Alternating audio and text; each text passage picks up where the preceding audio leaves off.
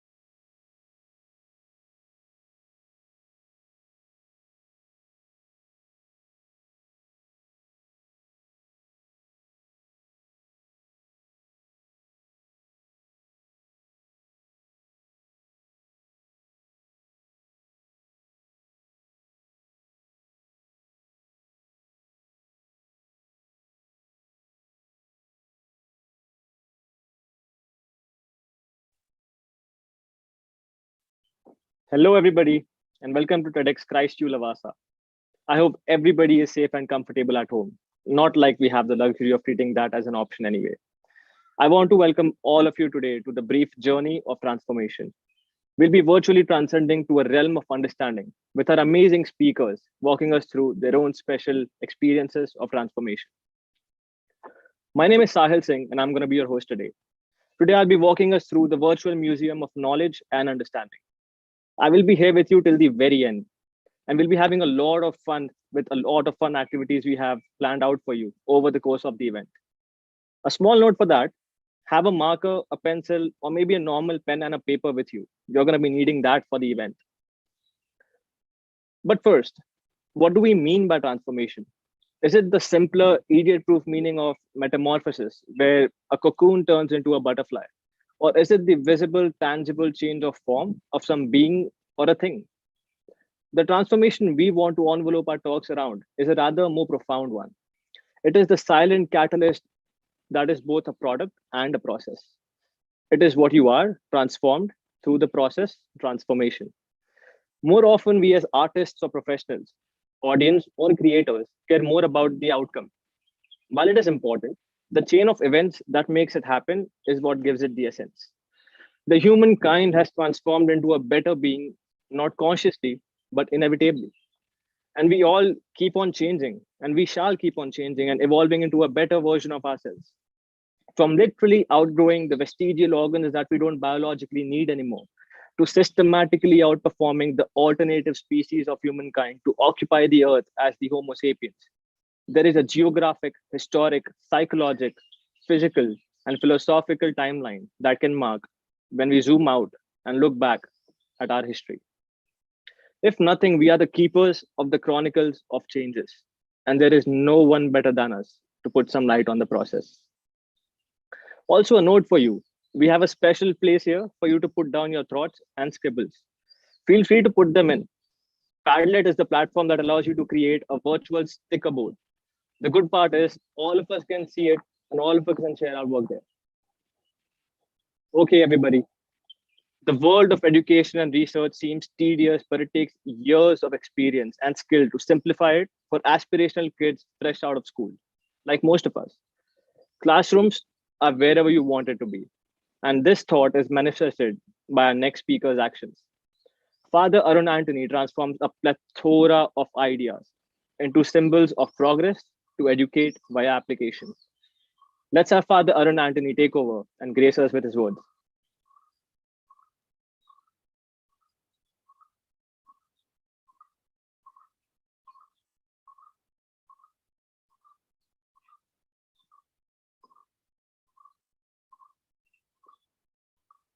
Hello everyone. Indian higher education system is ripe for a disruption.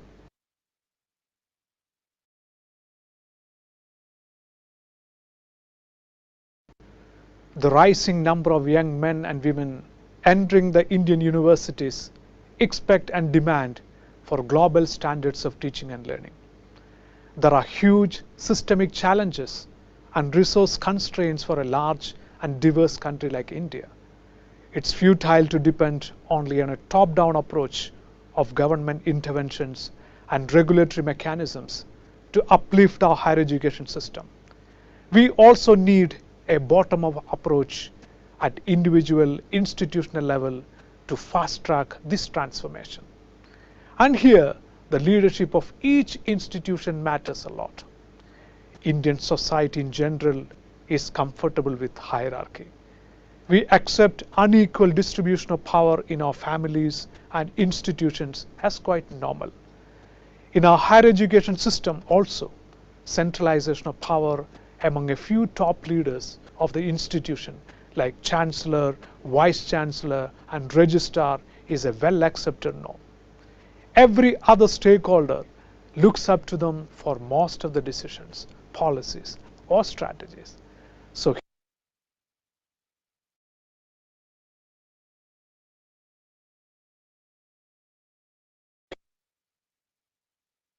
here leadership is power centers of specialized roles. Today I have a story to tell about a different approach to leadership. It's about my experience in a Catholic university in the southern part of India, where I studied as well as worked as a part of the administration team. I have witnessed this institution transform itself from a small affiliated college into a nationally reputed multi-campus university within a span of few years. Seeing this institution grow exponentially before my eyes, I believe one of the major factors for this transformation is its approach to leadership. I experienced shared leadership in action in this university. Leadership as a shared process first emerged in the leadership literature in the 90s as a response to the struggle of conventional top-down leadership in the context of increasingly volatile and complex business environment. In a shared leadership, there are greater number of individuals in leadership than traditional models. The distinction between leaders and followers are less visible. The importance given to position or authority is minimal. Multiple perspectives and expertise are encouraged for problem solving, innovation and change. Greater emphasis on collaboration and interaction across the organization. This is the kind of shared leadership I experienced being part of the management team. Of course, there are specialized roles like Chancellor, Vice Chancellor, CFO, directors of various functions, etc. But I found individuals assuming different roles takes complete ownership of the position, at the same time influence and support each other. Nobody wanted to exert their power over others, rather helped each other with a focused goal of institutional development. I remember the days when you go from the campus way past midnight during the admission season. Not just the director of admission, but most of us. Everyday dining room debates about various policies, processes, challenges, etc. This is what I mean by shared leadership in action. I think today we can see the importance of this leadership approach in the context of pandemic crisis. Healthcare sector is a perfect example of shared leadership. If our country is still moving ahead with all its struggles, it's primarily not because of the top-down leadership of our elected governments or bureaucracy. It's because of the response of our hospitals and healthcare sector at large. Here, not just the administrators or doctors are the leaders, but everyone from the ambulance driver to housekeeping staff, nurses, paramedics, and every other employee of the hospital. They are fighting this war and winning. There is a lot the higher education system in our country can learn from this. To rise from the life support system in which our higher education system finds itself today require every stakeholder to take a more responsible leadership role. Shared leadership to work in an institution. A few factors are essential. The first and foremost important pillar is a shared meaning and purpose. We know how purpose-driven organizations outperform its counterparts. Here the question is whether meaning and purpose which the organization believes is internalized by all members. It has to cut across to the mental models of every employee. I personally believe giving a holistic educational experience, both academic as well as non-academic, to each student entering into the campus as the core purpose of a university. All the processes and decisions should have this purpose as the driving force. And the constant challenge is to get the buy-in of this purpose from every staff in the university. The second dimension of shared leadership is the emotional bond and social support exists among the staff members. A couple of times in the last decade, we have done a culture audit to understand what is the existing organizational culture the university has developed over a period of time. The results were consistent, and one predominant culture type emerged from the study was clan culture. It symbolizes that the staff in general feels like one big happy family. Most of the time, people enjoy a collaborative work environment and they feel trusted and valued. The third important dimension is the individual voice and contribution. How does everyone listen to and appreciate each other's ideas and efforts? The strategy among the administration team in our university was to create a mechanism of informal conversations. It happens at the lunch table on a daily basis. Before a problem or policy discussion is brought into the formal settings of the boardroom, multiple perspectives have already been heard over the lunchtime conversations. Hence, the decision becomes an integration of everyone's voice. Today, Indian higher education is going through a multitude of challenges. Great financial stress on families, onslaught of online education, corporatization of higher education, international partnerships, ever-changing space of educational technology, changing learning preferences of new generation students. All these pose great threats for the leaders in higher education. Traditional leadership models of specialized roles may not be able to cope with these disruptive challenges. I believe shared leadership model can respond to this in a much better way, capitalizing on the importance of leaders throughout the organization, not just those in positions of authority, and creating an ecosystem where institution can benefit from the leadership of multiple people. If shared leadership has to be nurtured in the fabric of an organization, the hierarchy should be more transformational leaders. In my PhD research, it was found that in the Indian higher education context, the relationship between leader and members are mostly transactional, with emphasis in order, structure, and rules. This style is in fact very efficient, with an incessant focus on results. But shared leadership calls for a transformational style. It's based on inspiration, motivation, ideals, intellectually stimulating environment, respect and trust for each team member. This leadership style drives transformation of the leader, team members, and the institution. As you see, it's a continuum. As an effective leader, you have to move back and forth based on the situation. But with your core team, you always have to be transformational if you want to create a culture of shared leadership.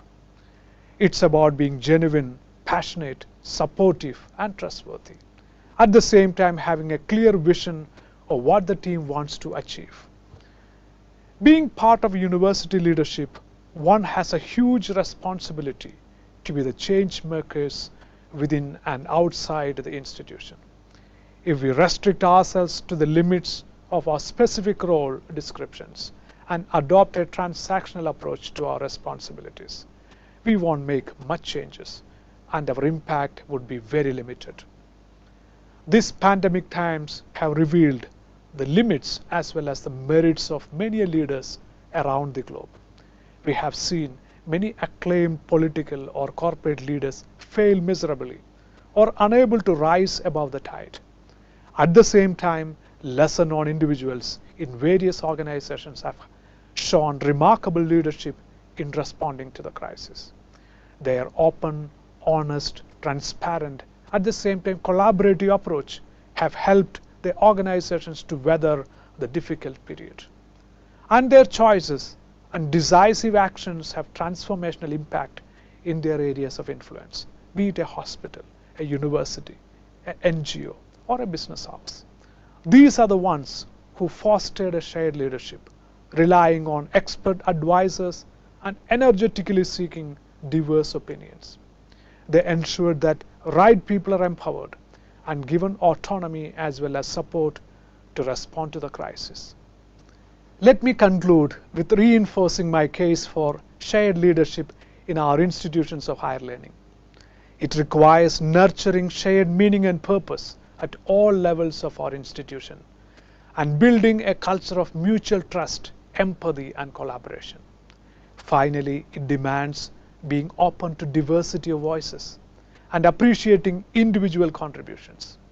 Let the winds of change transform our universities into hubs of creativity, collaboration, and deep learning to capitalize on our huge demographic dividend for the sustainable future of our nation. Thank you very much.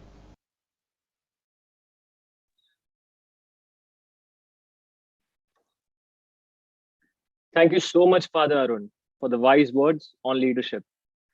Universities and institutions are castles of collaboration. A collective spirit and a shared goal is what is directed and concludes a university's success. The betterment of a university is dependent upon the collaborative spirit that it has. And that is what sets out a good university from a great one. Leadership is more often how we go forward together than staying above the crowd and pointing towards a direction.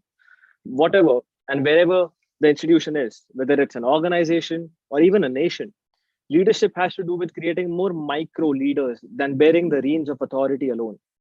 It is about creating an environment where the fellow leaders can experience a sense of belonging towards a higher goal. It is about distributed authority and not an authoritative reign. Thank you, Father. It's time for our next speaker, and there are some things you should know about him. First of all, he writes poems that don't suck. Where we may see a coffee shop, he manages to weave an entire experience around that location. A podcast host, a storyteller. Vinamre is here to transform each bland experience you may have had into a meaningful one. And he'd also teach you how to do that. Over to you, Mr. Vinamre.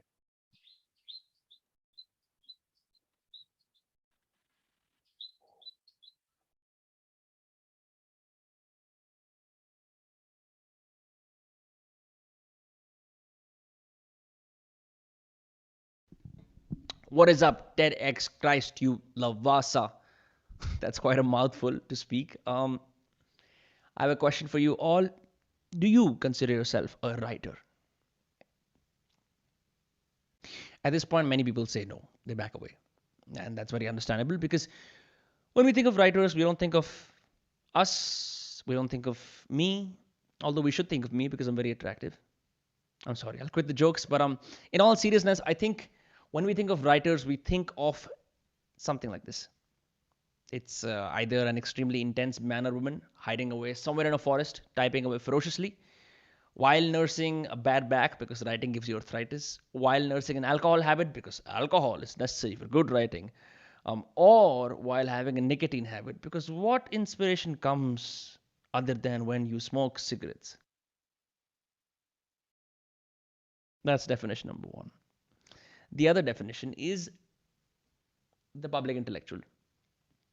Someone who's sharp, someone who can think, someone who can give lectures and participate in debates.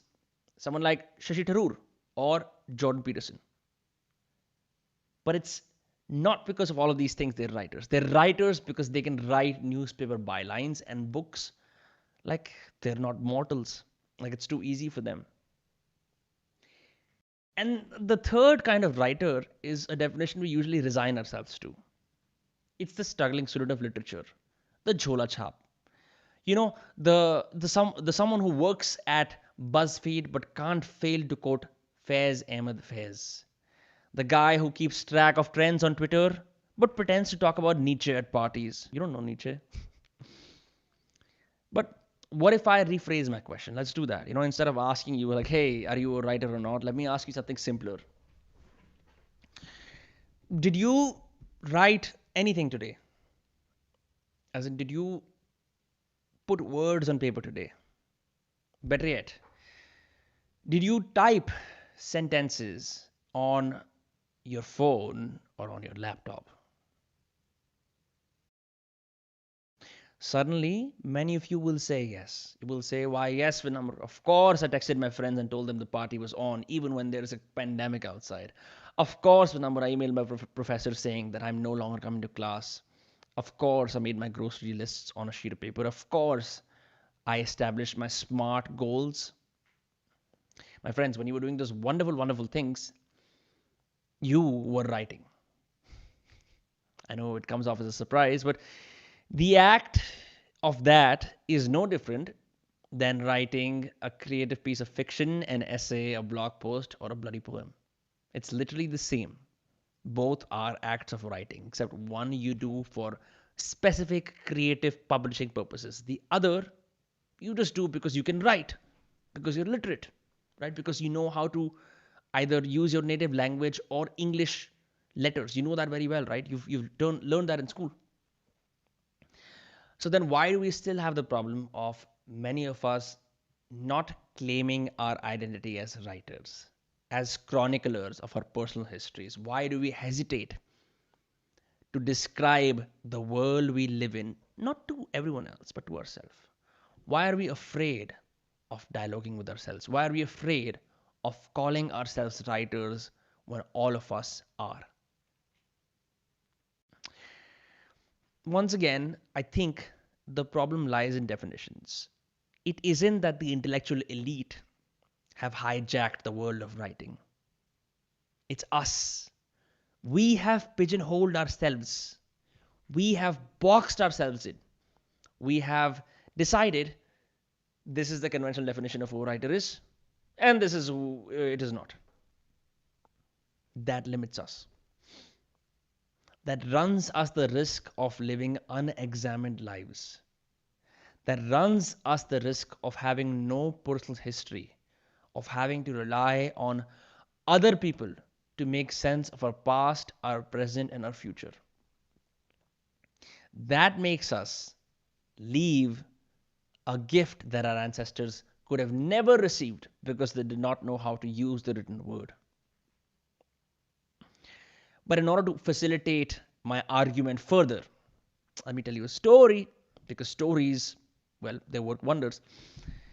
So, in 2020, when the world was ravaged by COVID-19, like many people, I felt broken and beaten by a force I didn't understand.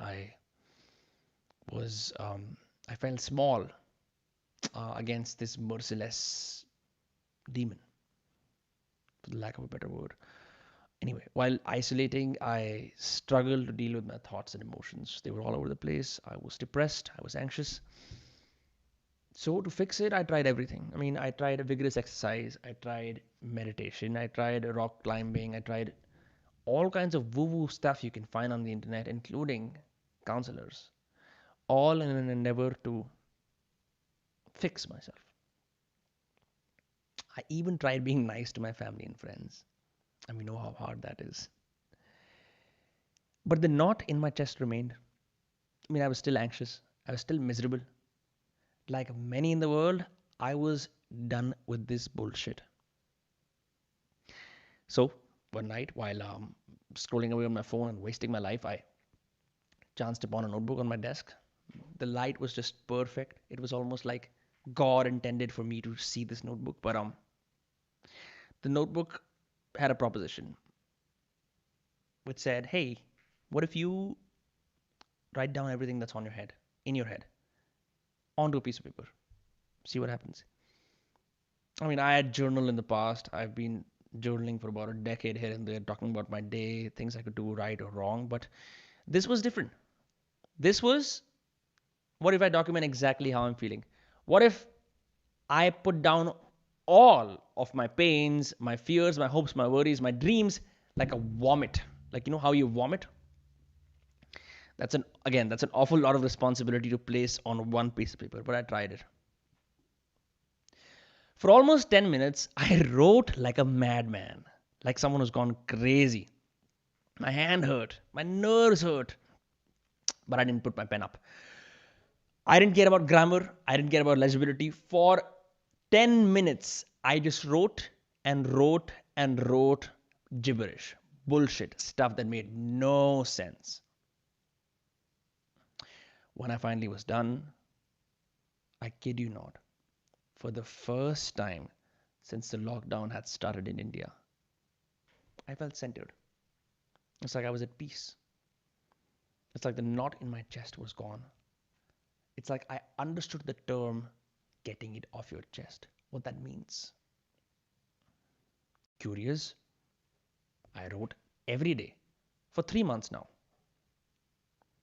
The benefits were obvious. I could see myself transform into someone who was calmer, more disciplined, self-aware about his flaws and his fortunes. But it wasn't enough. I wanted to test this hypothesis. So, like many people who feel entitled enough to share their ideas with the world, I started a YouTube channel. The first video I posted was exactly about how anyone can start writing at any moment. Again, the premise was simple.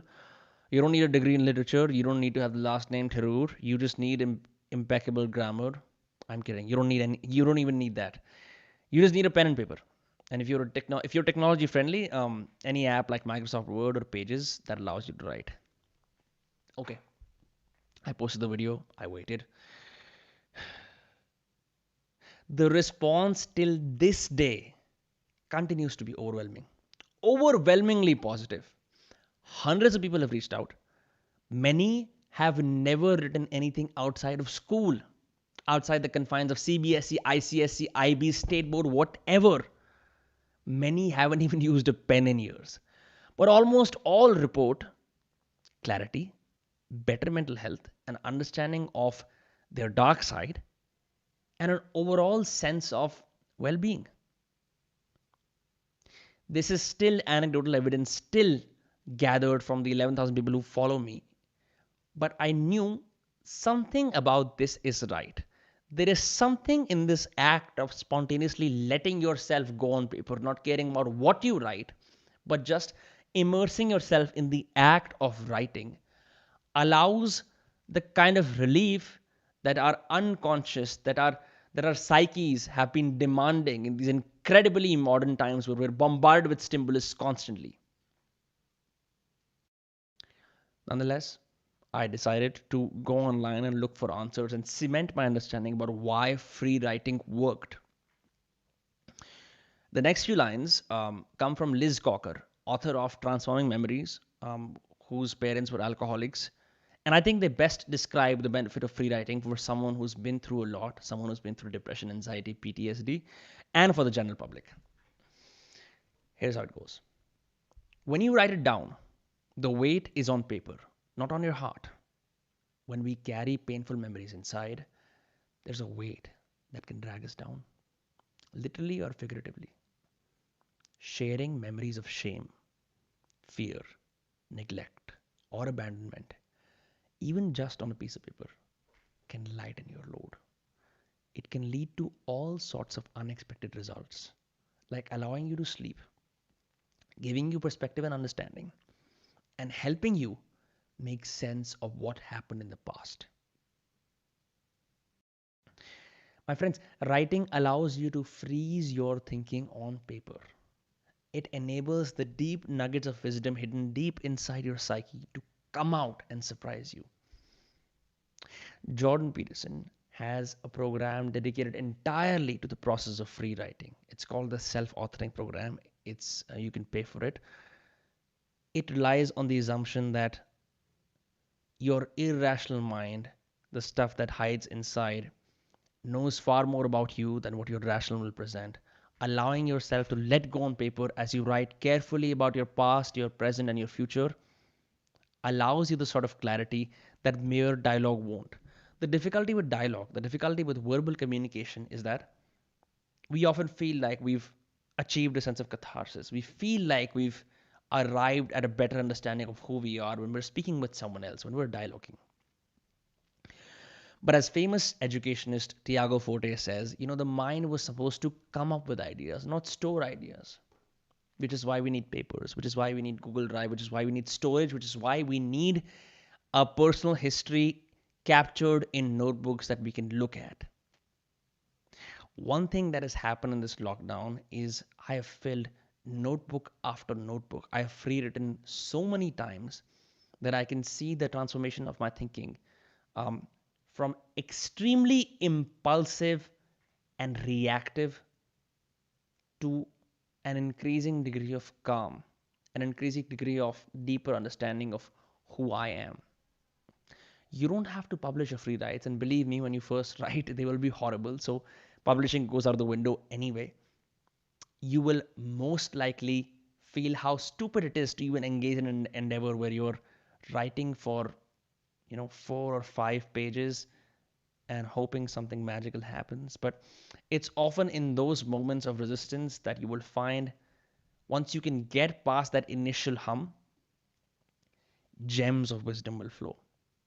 Many people report that things that were persistently bothering them finally come to a resolution.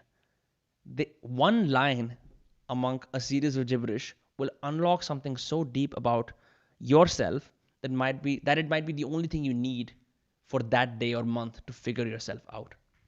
You see, The artist Julia Cameron describes in her book The Artist's Way, where she says all you have to do as a recipe, as a prescription, is do 4 pages of free writing every morning.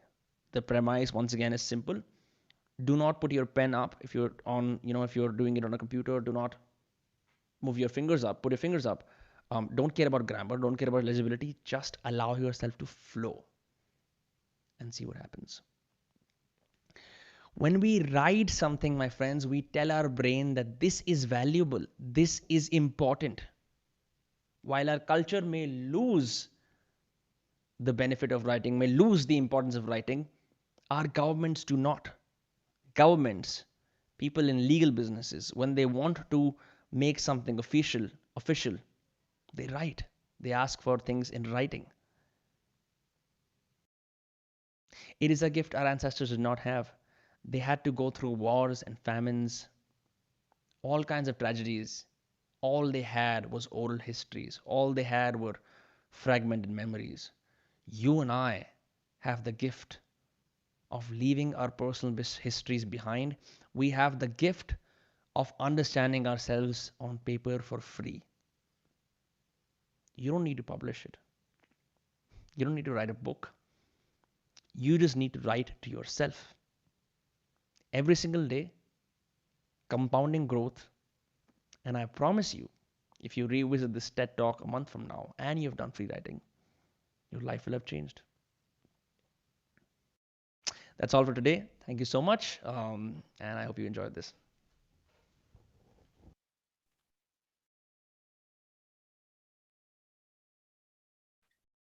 Thank you so much, Vinamre, for the meaningful insights on the perks of writing. You don't write because you want to say something. You write because you have something to say. F. Scott Fitzgerald said that. I write because I don't know what I think until I read what I say. That's said by Flannery O'Connor. To write is to taste life twice. Anais Nin said that. If you wait for inspiration to write, you're not a writer, you're a waiter. Don Pointner said that. Take writing as a diet. And like every diet, we're going to be losing out on the regime. We will have our own cheat days, but keep at it. Because much like food diets, this is intended to help you understand yourself a little better and make your insights healthier. There is a revelation that takes place when you release words. Pick up a pen, and all the thoughts that were scattered in your mind just start getting in line. We as writers write because that is how the world makes sense to us. And believe me, all great writers became great because they could not hold their words inside themselves. There is a moment I remember of one of the writers I like, Charles Bukowski. He once stayed in a wooden cabin that had nothing but a light bulb and some papers on the floor. All he had was a pencil stub for a device and white borders of the newspaper as a canvas. And he wrote until all of it was covered. Writing is a craft that makes you fall in love with everything around you.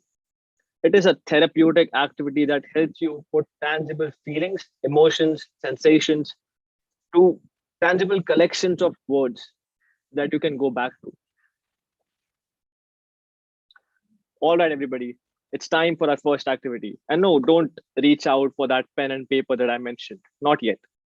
For now, I want you to go around your house and wherever you're watching this and get hold of a red object. It could be a red pen, it could be a red phone, or maybe you're sitting in a red t-shirt. Just click a picture with the red object and put it on the Instagram and add TEDxChristULavasa. We'll have the tags for you in the chat box right here. And for those who want to participate with a private account, don't worry, just DM us your intents. We won't leave you unseen. And the first few participants who do this have a chance of winning an exciting hamper from our side. So just get to it. A red object, it could be anything. I'll wait for you.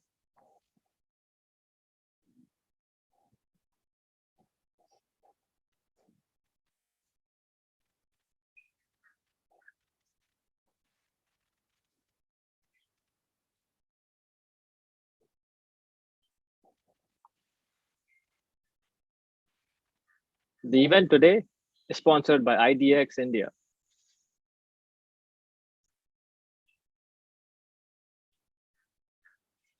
The clock is ticking, guys.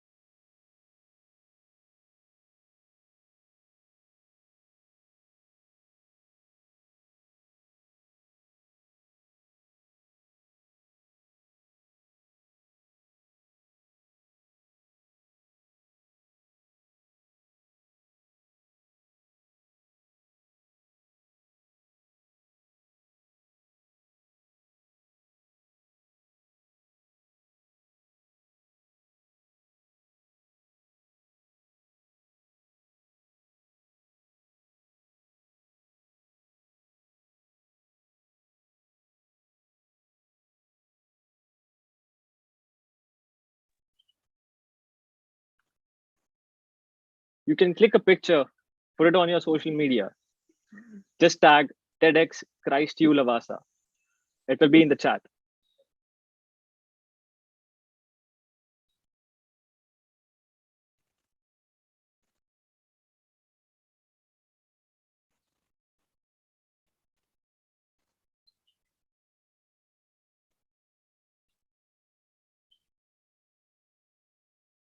I'll repeat again. Find any red object around you. It could be a red pen, a mug, a phone. You're sitting in a red t-shirt, anything that is red. Just click a picture of it and tag us.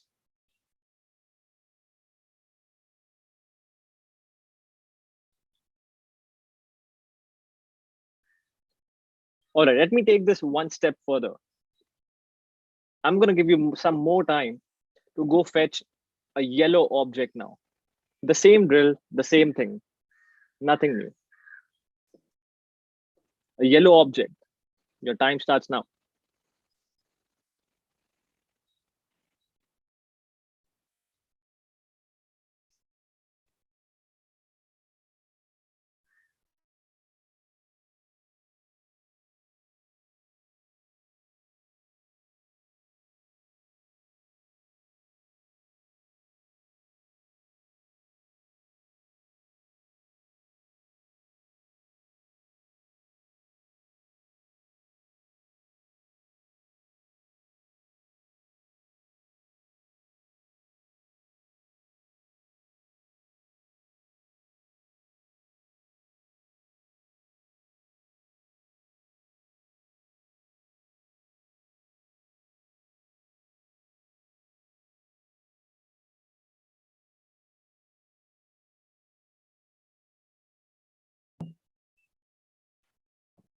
Guys, the responses are amazing. I see a lot of entries here. Just keep going at it. This time, a yellow object. Anything that's yellow. It could be a mug, anything. It just needs to be yellow.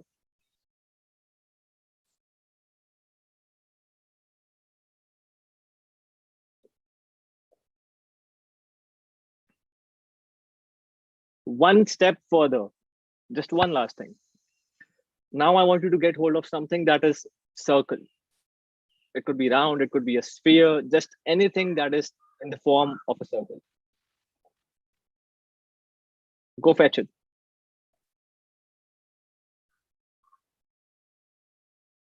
The responses are amazing, guys. Keep at it. You can find it. Go around.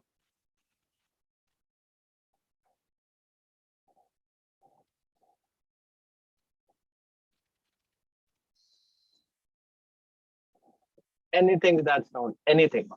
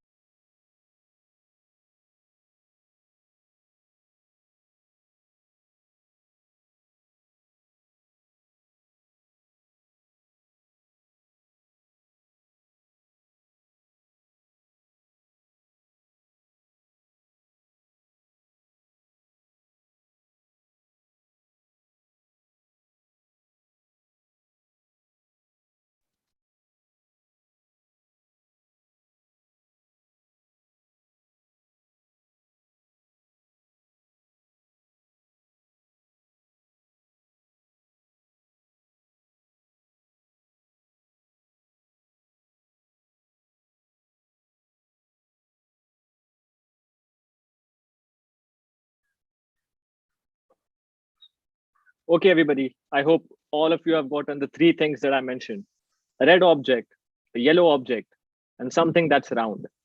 I want all of you to click a picture of all those three things, tag us, and we're going to be seeing at it. Remember, you're going to have a good chance of winning the hamper.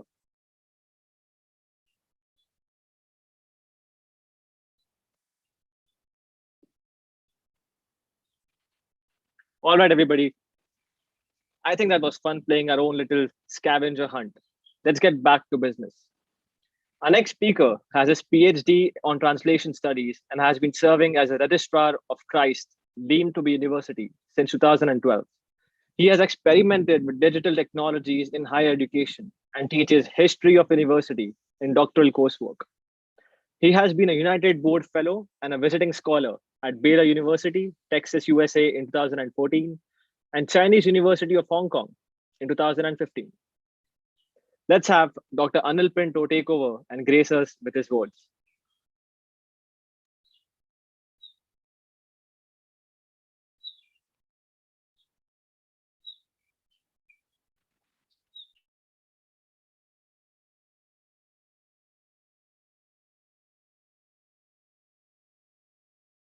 Family, religion, and universities are among the few institutions that have survived over centuries and millennia.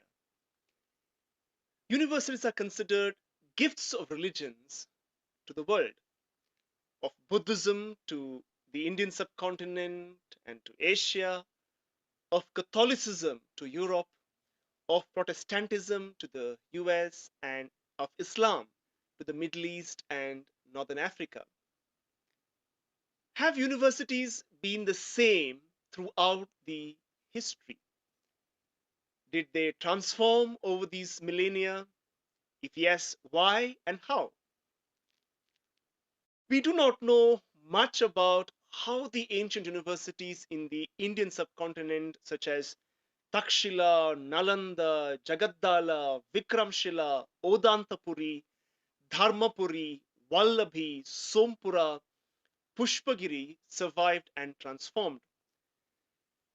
These universities were mostly in the modern day Bihar, undivided Bengal, Gujarat, and Orissa.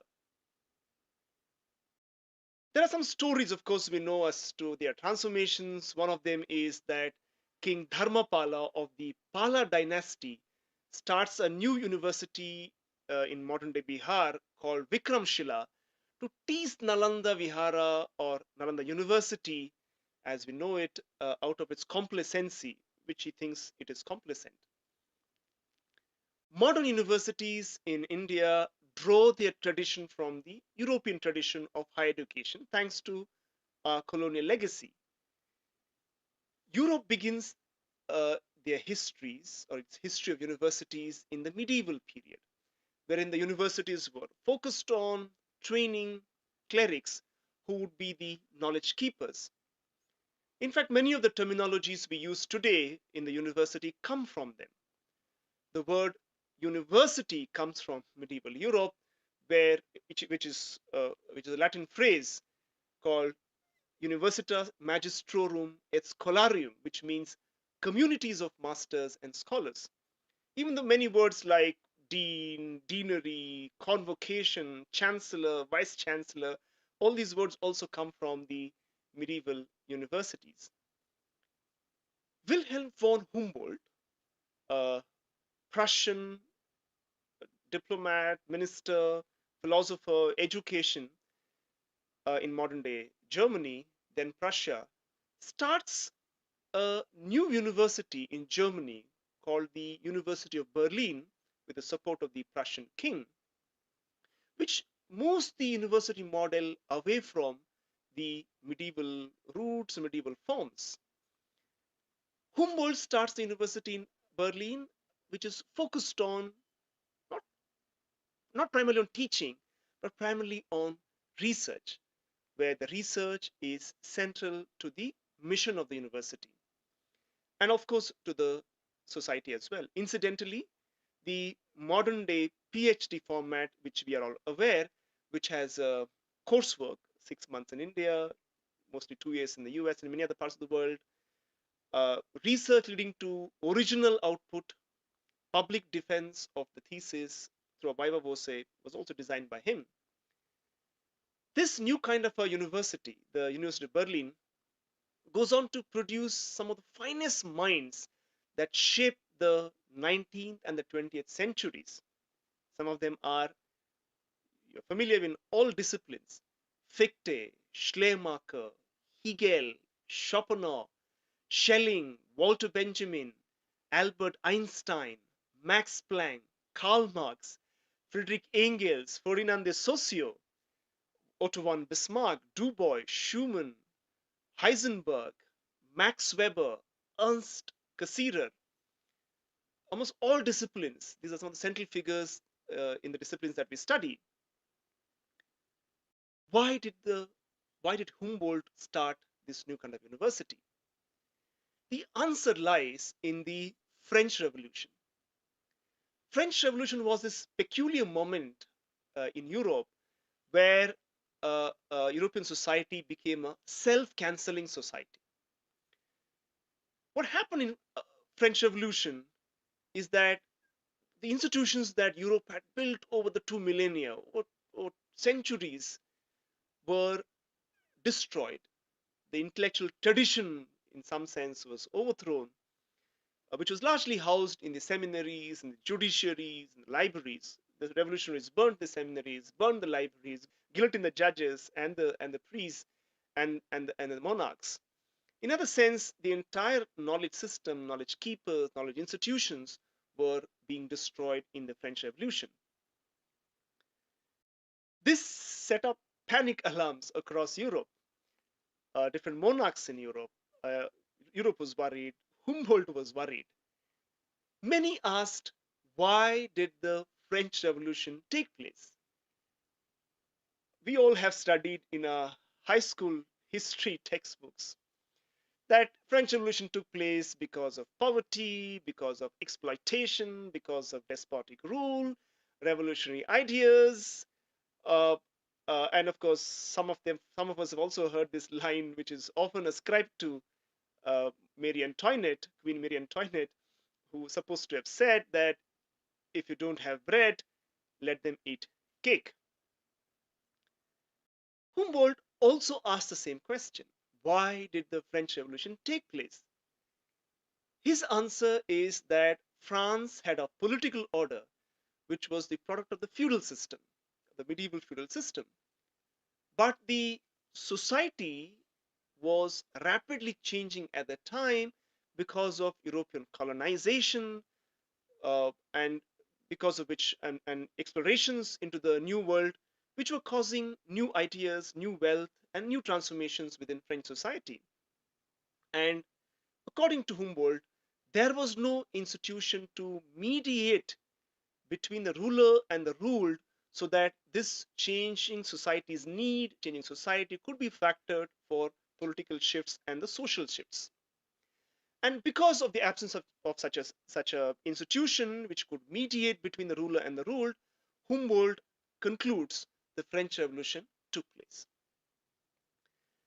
Therefore, that was the reason why French Revolution took place. And if you want to avoid one more French Revolution elsewhere in Europe, the answer would be to create an institution that would mediate between the ruler and the ruled, and also avoid a self-canceling moment for Europe, other European countries, by this mediation. And Humboldt thinks that this institution, which would mediate between the ruler and the ruled, would be the university in its new form. The new university primarily would be, in the Humboldtian model, would be an elite institution, elite research institution that would be focused on research, which would be primarily of use to the state, its scientific and social projects, social needs, and that of the society. In the Humboldt University model, the university has three primary functions. First is research. Do original research. The professoriate is supposed to be engaged primarily in research. And then they have responsibility to disseminate this research through writing, through seminars. And thirdly, to produce future knowledge producers through the form of teaching, and that is why universities offer degrees and offer courses. The Humboldtian model also incorporates the Kantian ideas of the human faculty which permeate the modern university, especially the idea that human mind has the faculties of pure reason, practical reason, and judgment. The Humboldtian model in the 19th century was imported in the US by the universities, by their presidents, because of the interest that it had created in the youngsters in the US who were traveling to Germany to study at the Humboldt University.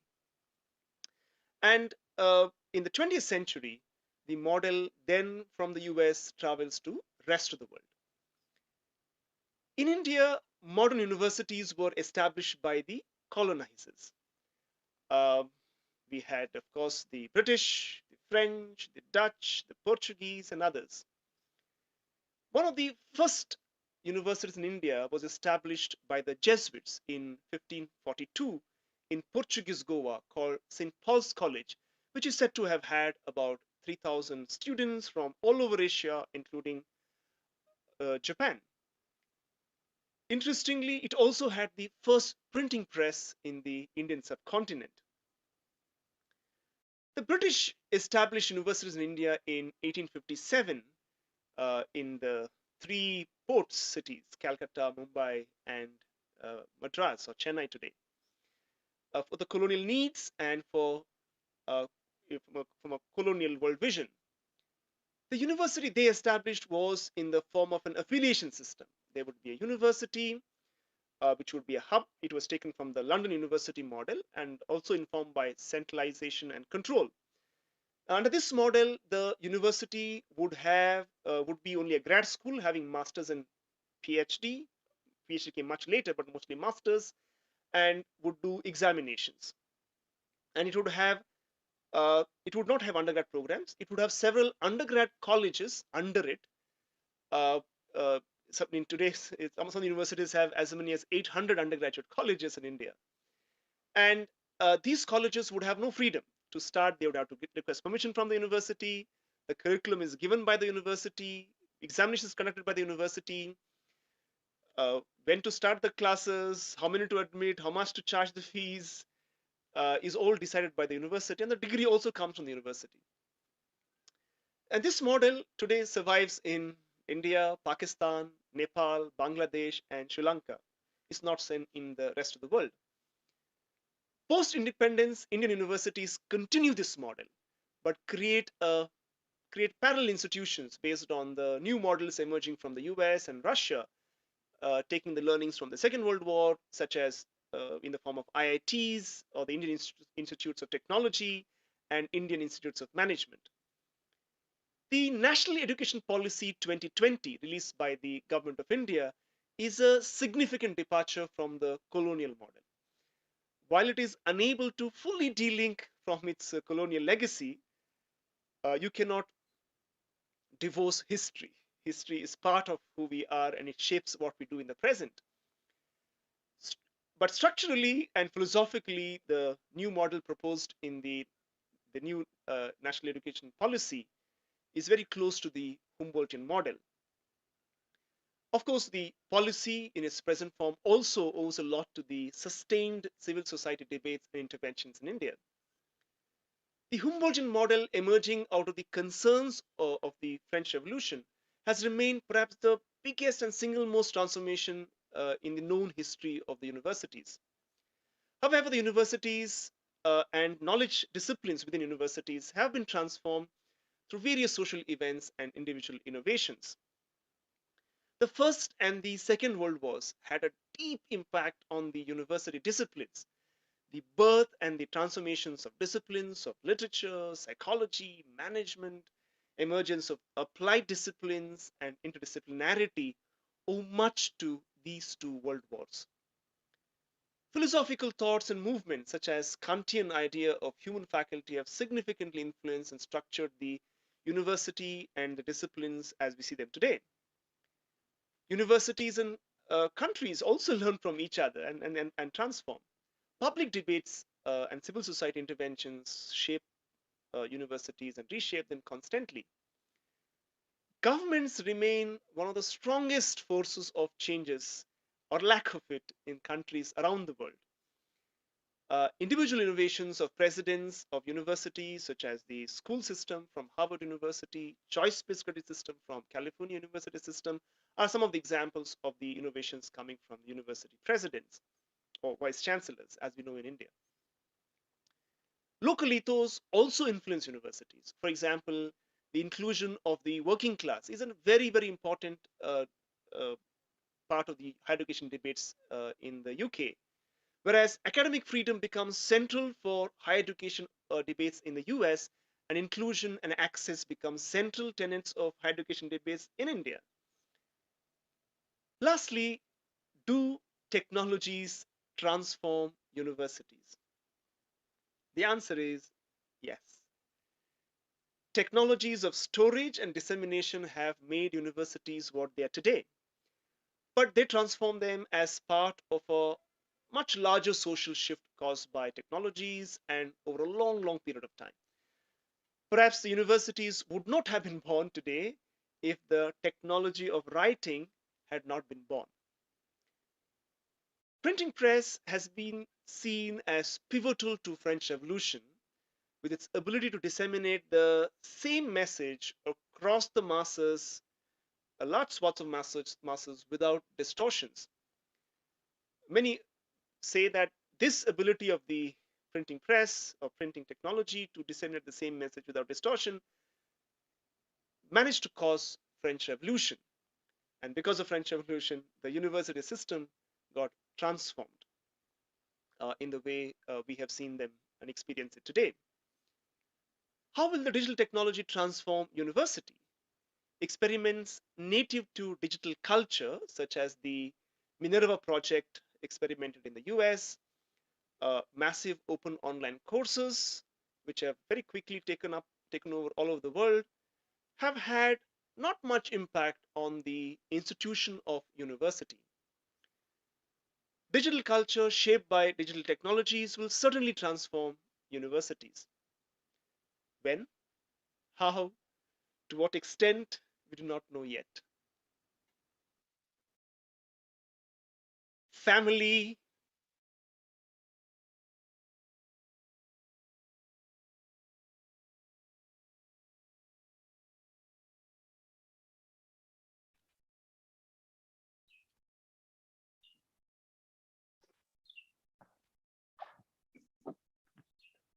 Thank you, Dr. Anil, for the very informative and interesting dive into the history of universities and their transformation.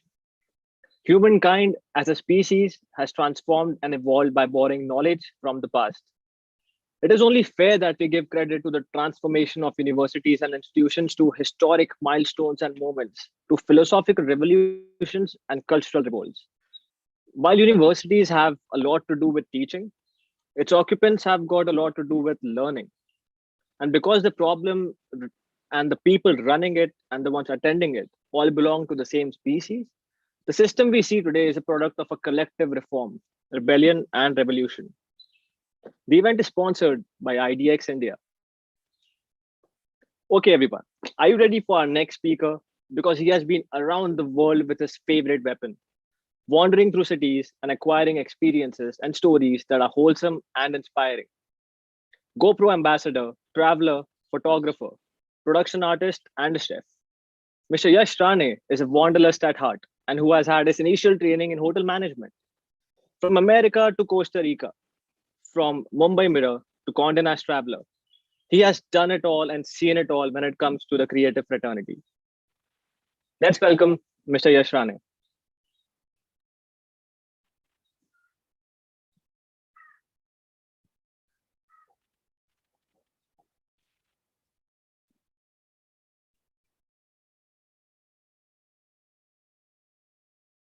Hello, everyone. My name is Yash. I'm a visual content creator from Mumbai. So basically, I do more of photos and videos. And lately, since video is becoming the next thing, I'm being focusing more of that. So moving forward to my today's talk, I'll be talking about what's stopping you from being a creator.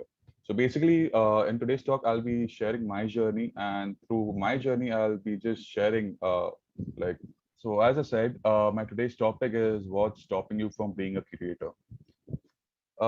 Firstly, I'll just give a small introduction from where I started. Talking about my journey. Talking about my journey, I graduated from Busy College of Hotel Management and started working as a full-time chef. I remember my first job was in Singapore, and later on, I worked in Pune, Mumbai, and on ship, which was in Caribbean islands. While I was working on a ship in Caribbean islands, one of my photographer friends recommended that I should buy a camera and utilize my free time. And that is when I bought my first camera, and I started using it whenever I had free time during my working hours. And that is how I developed interest in photography. I worked around like 2 years on ship. I came back to Mumbai, and when I came back to Mumbai, that is when I came to know about the photographers community here. So when I say how I came to know about photographers community, I definitely came to know it through Instagram, since Instagram was just a new app back then, and everyone was just trying to explore it, and so was I. So it was quite, fascinating for me that like there is a photographers community in Mumbai, and all these photo walks are happening. So maybe I thought I should just give it a shot, and also pursue my side hobby. Also on the other side, I was doing my job. So being a chef and working in kitchen full day, it was a very physically demanding job. And on top of that, I was also trying to balance my hobby as a photographer. So basically, the hustle had doubled for me. My head chef came to rescue me. When I say my head chef came to rescue me, actually he saw me. Like I used to actually give time to both of my things, my profession as well and my hobby as well. And he gave me frequent breaks during my shift hours, so I could attend more of these photo walks and pursue my hobby as well. But there came a time where I had to decide, when it comes to deciding that I had to pick up at least one thing. When I say I pick up one thing, that I had to, give equal amount of time to one of these things, either photography or my profession. And I wanted to learn and improve my skills. So I had to choose between them so I could give undivided attention to one of these things. And this is where I took a chance and decided to learn more about photography. So I took a sabbatical from break. And when I continued, I remember when I had quit my job, I went to Goa. So it was like a break for me from work, I would say. And when I went to Goa, I had carried along my phone camera and my DSLR camera. I remember back then, it was monsoon and quite a lot of rainfall. So using a DSLR during monsoon season was a task for me. So I just used my phone camera and just continued taking pictures. So while I was exploring Goa, this is when I realized I could even start travel. I could start from travel photography and build it as my niche. My first road trip was with my brother-in-law to Ladakh. I remember when he called me and he came to know that I was, not working anymore. I was just trying to pursue my hobby full time. So he just asked me like, would I be interested in joining a road trip? So I asked him like, who all are there? Like you, me, and your sister and your nephews. So I was really excited to this for this trip because it was my first road trip, I would say. That too, we were driving from Mumbai all the way to Ladakh. So while before I started this road trip, I remember I had borrowed this camera called GoPro from one of my friends, and he gave me that camera to use because it was of no use for him. He basically told me that it is not that great. So once I got the camera, after looking at it, I was actually fascinated by looking at it because it was such a tiny camera, and I was not even aware what all it could do. So I thought maybe I should carry it along my road trip and just see how it helps me in creating. Once I started my road trip, I remember I used my GoPro camera in and out. Like I tried to click pictures as much as possible and I took videos. Like I was continuously exploring the camera throughout my road trip. And on this month-long road trip, I extensively explored the features of this camera. I was really impressed with the results. And when I got back, feeling all excited about what I had created, I decided to email my pictures directly to GoPro, expecting to review my photos. Even though there was no feedback about them, I remember So I remember I was invited for the GoPro launch event, and it was my first event with GoPro when GoPro had launched in India. And that is when I got my own GoPro camera. And eventually, I started creating even more and more content using this GoPro camera. I remember my first trip to US as a creator was with GoPro, and this is when I decided to give myself at least one target every quarter of the year, and I made sure that I achieve each one of them and move on to bigger and better goals. One of these bigger and better goals was to work with video production with GoPro. Yes, this opportunity came quite soon when the brand had asked me to work on a video shoot in Japan. So when I came to know that I'm going to Japan, I was quite excited about it because I got a chance to work with the global creators and the production artists from GoPro. It was the biggest highlight yet in my journey as I got to work with the experienced video artists. I worked really hard on this project and was able to create great quality of content for the brand. And because of this, my work was featured in GoPro's commercial video. And I also landed with a full-time position as a production artist with them. I remember last year, I worked with an NGO in Kashmir. They connected me and some other creators to the Indian Army, who took us around many places in Kashmir. I documented my entire journey through stories in the form of photographs and videos. And on the last day of the trip, we were all asked to showcase our work to the high ranking army officers. While I was done with my turn, I gave one of the officers an idea. Maybe we could collaborate and we could try to work on the current content of Indian Army. Okay, I try to keep today's talk a little bit shorter. So basically, I try to keep today's talk very simple, and I would like to highlight few points. Here are a few highlights, from today's talk. I mean, things that might help you in your journey as a creator. Take chances. When I say take chances, it's all about like I just gave an example how I ended up quitting my job and I picked up my hobby as a profession. I gave it full time and I started learning. So there will be times in your life where you have to take chances. Uh, and if you fail, no problem. It's okay. Like failure will actually help you in terms of growing again, hitting back hard. And in the end, it's an experience. Always take it as an experience. Find your niche. And talking about find your niche, take some time, explore what you want to do in terms of photography. Like it took me a while, but in the ending, I came to know that my niche is more of towards travel photography. That is when I realized, like when I was in Goa, I came to know I found my niche over there. And I remember, like when I mentioned about my journey coming back, where I got my first paid assignment. So I remember it was a very small assignment. I got a small payment for that. But one thing I want to tell you is that no work is small. Yes, no work is small. No work is small.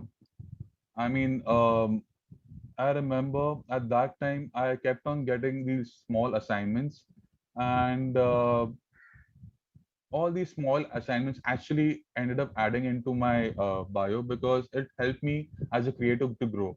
It added as an experience to my entire journey. And always, I would say that, yes, I mean, no work is okay, fact, moving forward to the next point. And also remember one thing that you have to start from zero to reach a higher number. Uh, I started from zero when I started my journey as a hobbies photographer. And later on, when I started giving targets to myself, that is how I ended up growing, by achieving each and every target.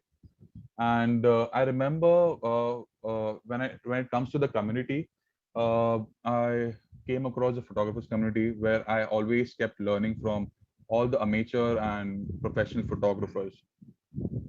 And it was quite a great experience working with them and learning many different things from them. And I'm really glad that I got that much amount of time to spend with them. And on the other side, be humble, be a good listener, because you have to listen. I mean, I remember I hardly used to talk, when I used to socialize with all the photographers, I hardly used to talk, but I used to listen more, because all the conversation which they used to have in between them, it was really quite a thing, And after, being a good listener, I also got to learn things from them via that. So yes, notice, observe, maybe, pay attention about what's happening around, and I mean, just stay focused, I would say. And when it comes to working with brands, I would say have good work ethics. And yes, like that's what I followed. I usually respected when it came to fulfilling the deadlines. Moving forward to the next point, have good work ethics. I remember when I used to work with brands. I mean, I remember when I work with brands, they usually have this deadlines, when it comes to delivering work.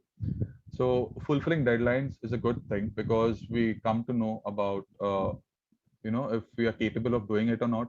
And remember, if you think that if you're not able to deliver anything on time, it's better to be honest and tell them in prior, like that it won't be possible. And that is what I did. I actually respected the deadlines. I believed in good quality amount of work. I delivered good quality of work, and that is how most of the times I ended up working with the same brands over and over. And on the other side, when I say uh, about, if you're having any difficulties or anything, whether it be related to your profession or your hobby or anything, don't hesitate while asking questions. I remember I used to ask a lot of questions, and really, like, questions can be silly, question can be complicated, but in the end, question is a question. And to ask a question, don't feel shy. I mean, I used to feel shy at times, but I'm telling you that it's okay to ask questions. So again, like, when it comes to the community, I would say uh, today, what I am, it's all because of the community I have around me. The power of community is very important, because in my journey, the community in India, the photographers community, actually helped me a lot, in terms of growing. They supported me every time. And whenever I had any doubt or difficulties, I usually used to hit any of the members or photographers, and I used to simply ask them, and they never used to say no in terms of helping. And this community has helped me a lot in terms of coming up as an individual creator, and I'm really glad to have them. So I'm really thankful for them. And last point I would like to cover is collaboration. uh, Collaboration is one of the very important point, I would say, because when I talk about collaboration, there are two creators which they come together. Yes. So when two creators come together, it's like, for example, I would like to explain this with an example. For example, like I mentioned, I collaborated with one of the athletes. So while working with them, I remember it was like give and take kind of thing. Like, they actually helped me out with the video which I wanted to shoot them, and it was really great working with them, because they actually guided me that if you want to shoot like athlete's video, like for example a skateboarder, what perspective it would be, and what perspective it would be shot, and that is how. And it can be anything, like you can collaborate with any artist, whether it be a photographer, a videographer. And I would like to give another example again, like if I'm a videographer, and if one of your artist is an editor, maybe you can collaborate with him. Like, you can shoot a video and you can give your video footage to him and ask it to edit for you, and maybe later on you can upload it together and talk about it, and talk about the collaboration. How was your experience in terms of the collaboration? Because every collaboration teaches you a lot of things, and you get to learn a lot of things from the person you're collaborating with. So yes, I have collaborated with many artists and many athletes as well, and many photographers, and it helped me a lot. It helped me a lot in terms of learning and growing. So I'm really glad that I collaborated with many of the artists. So I would like to finish my today's talk, which is like, I would like to say just few lines. That is like, so I mean, It's there in front of you. Like I have told you about my journey and how you can be a creator. Still, the work ahead lies in your hand. I mean, what's stopping you from being a creator? I mean, a good creator. So I would like to end today's talk with the following quote. I have told you about my journey and how you can be a creator. Still, the work ahead lies in your hand. What's stopping us from being a good creators is ourselves. We got to challenge our limits and move out of our comfort zones, even if it feels scary. And this is how you will learn new things and get better at what you do. So yes, that was it.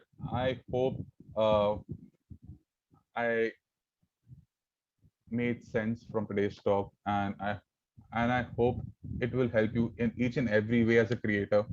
And on the other side, if you have any questions, you can actually get in touch with me through on Instagram. And I go by the name as Chef Yash on Instagram. Thanks a lot, guys, for this wonderful opportunity. It was really great to share my journey with you all. Thank you.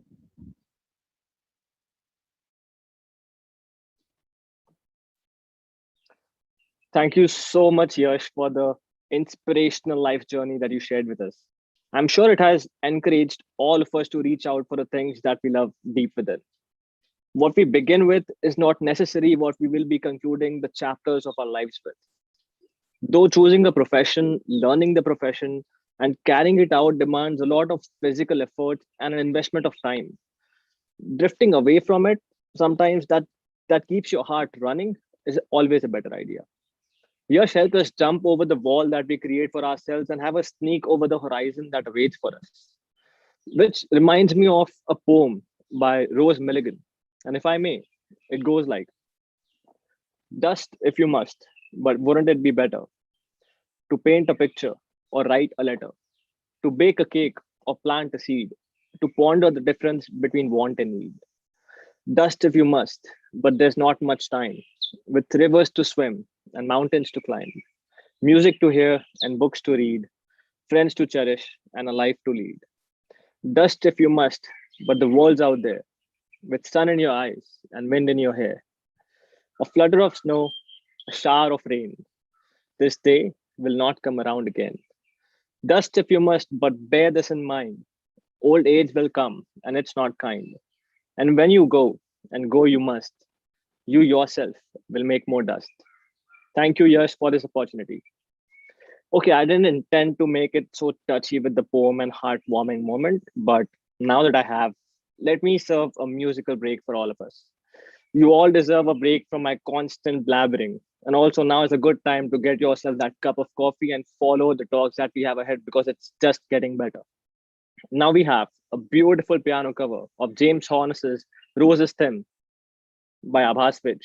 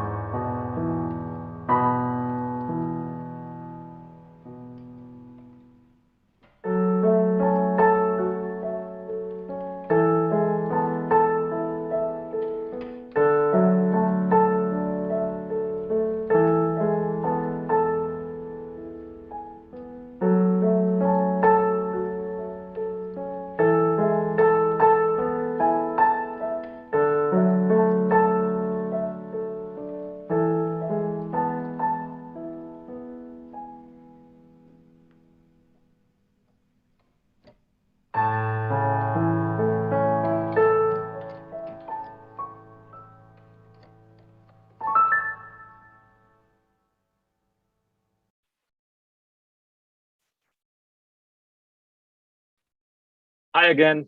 I hope all of you enjoyed the beautiful piece played by Abhas. A vote of thanks to him for being a melodic catalyst between our talks and saving you all from my constant blabbering. Next up, we have a very creative talk. I'm going to give you 5 minutes to get a cup of coffee. And don't worry, you're going to be using that pen and paper now. Even if you leave a coffee smudge, the speakers we have next are going to let you create a masterpiece out of that as well. Get a cup of coffee for yourself.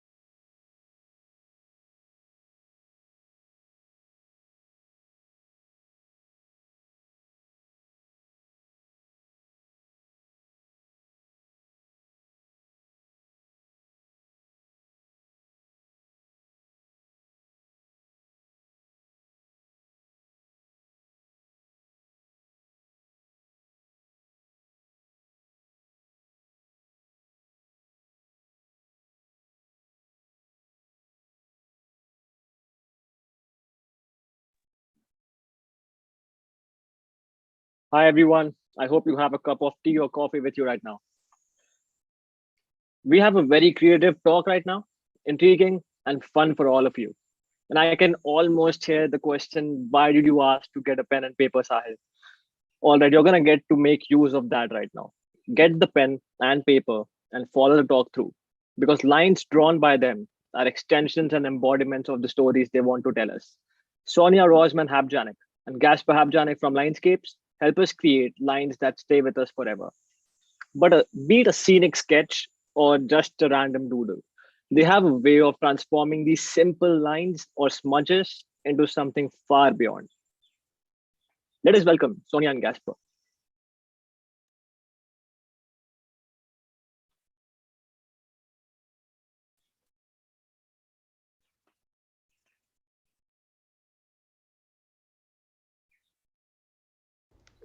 Do you know the feeling when you have a clear idea in your mind? Maybe you're creating an artwork, maybe you're writing something, or working on a project. You know how it's supposed to look like. But when you put it on paper, maybe you paint it or you build it or you write it down, you look at it and it's not satisfying. You might even say it's a complete failure.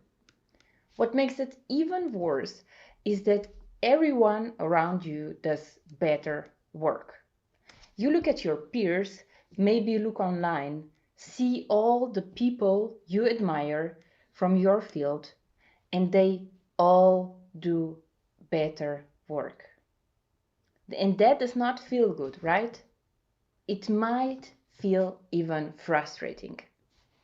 Have you ever experienced something like that? Well, if you have, it might be because of something called the gap. What does that mean? We heard the concept of the gap from Ira Glass, a radio host and producer. This is how we understand it. When we start learning a new skill, we get exposed to a lot of good work. Our theoretical knowledge develops fast. We learn how to recognize what's good and what isn't. But our skill, our ability to do it develops much slower than that. And during the time when our skill doesn't match our expectations, we are in a perception gap. Not only can't we do it, but we are painfully aware that whatever we produce just isn't good enough. And this can be unreassuring, even extremely discouraging. Gaspar and I were in such a gap for a long time. We learned to sketch from our professor at university. He created these beautiful sketches in a blink of an eye, and we saw how they should look like. And then we tried it out, and they look nothing like that. And we were so frustrated. So we went out and looked for quick solutions. One was we bought the same pen the professor had used. Because if we'd had this one pen, our work would look amazing, right? Wrong. You might have guessed it wasn't the pen that was making the difference. And despite that, we kept on going for a long while. Until eventually, after years of practice, we started hating our sketches less and less, and with time became comfortable with the sketches we produced. We closed the gap.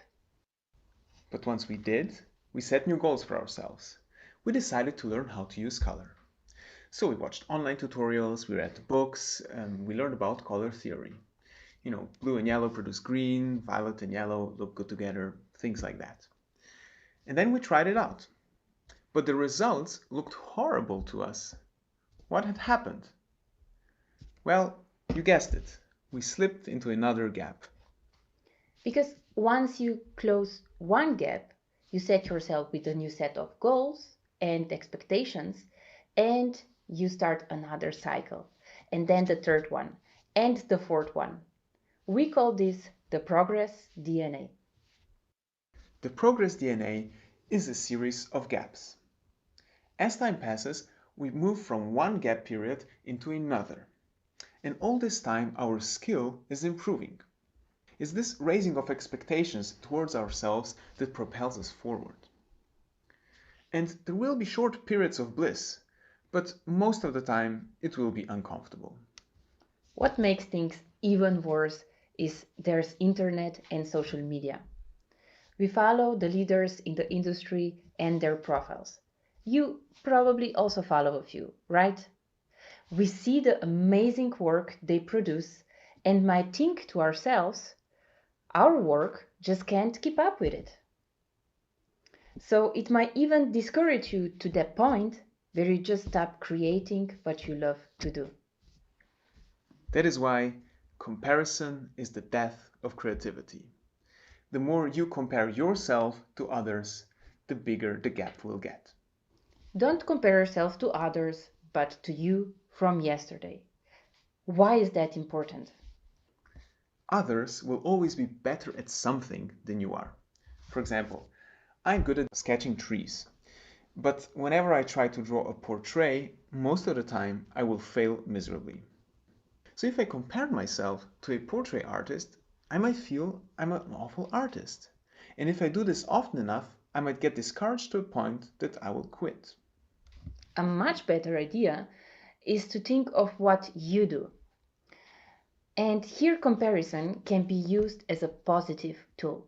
For example, can you think of something that took you a long time to learn, like a skill or a craft? You have it? Okay, so can you remember how good were you when you were starting out? You probably realized you progressed. You're doing well. And if you look back at your work, you will also notice the areas you can still work on and you can improve in. So go through old stuff. You might even find some forgotten gems there. And remember, stop comparing yourself to others. Instead, compare yourself to you from yesterday. Meanwhile, if you want to start practicing feeling comfortable in the gap periods on the Progress DNA, we suggest an exercise. It will rekindle that fun creativity that got you started what you love to do in the first place. It's a drawing exercise we do quite a lot, and all you need is a pen and paper. You don't have to be an artist, and actually you don't even have to know how to draw. Are you up for it? Together, we'll create a couple of doodle monsters. It's great exercise to practice your visual thinking and imagination, and it will also help us let go of our expectation and perfectionism. Get your pen and paper. We'll draw 3 blobs or shapes. Let's start. Let the shape be as random as possible.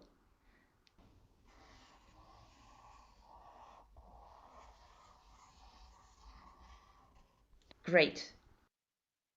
Don't think about it. There is no right or wrong way to do this. Once you've done with the first one, let's do the second one.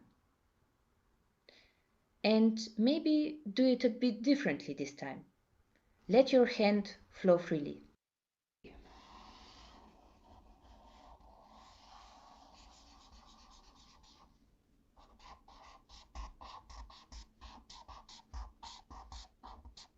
And let's move to the third one.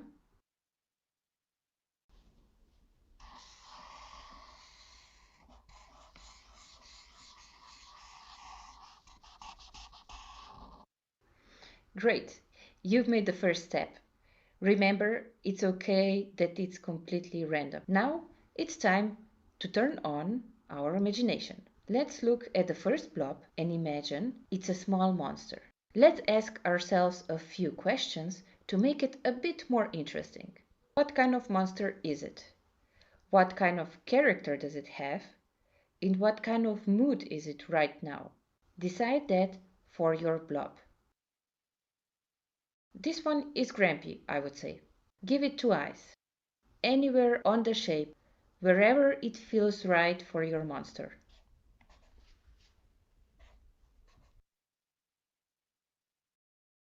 A grumpy mouth, curving down, 2 legs,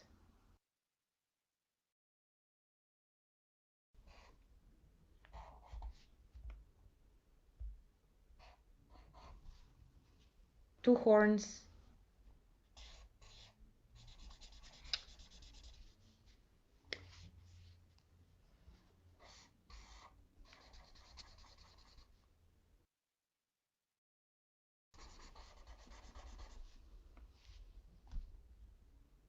and a tail.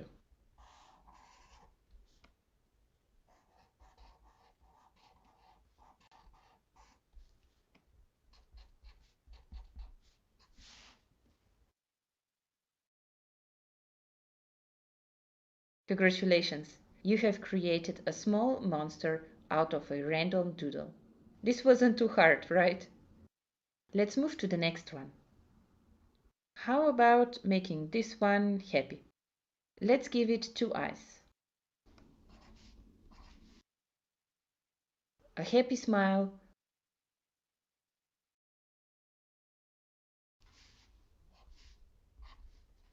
with a tongue sticking out.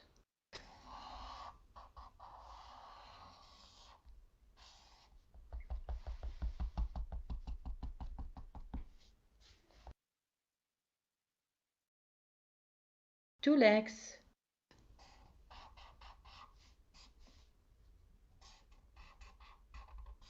and 2 arms.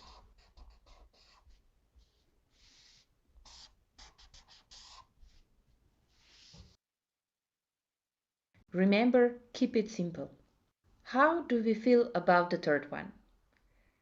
Let's make it surprise. Draw 2 big eyes, a round small mouth, maybe add some hair.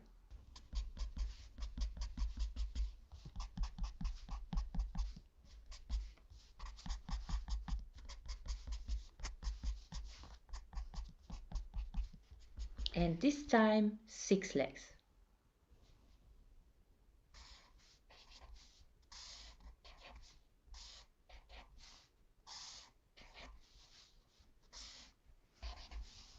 And we're done.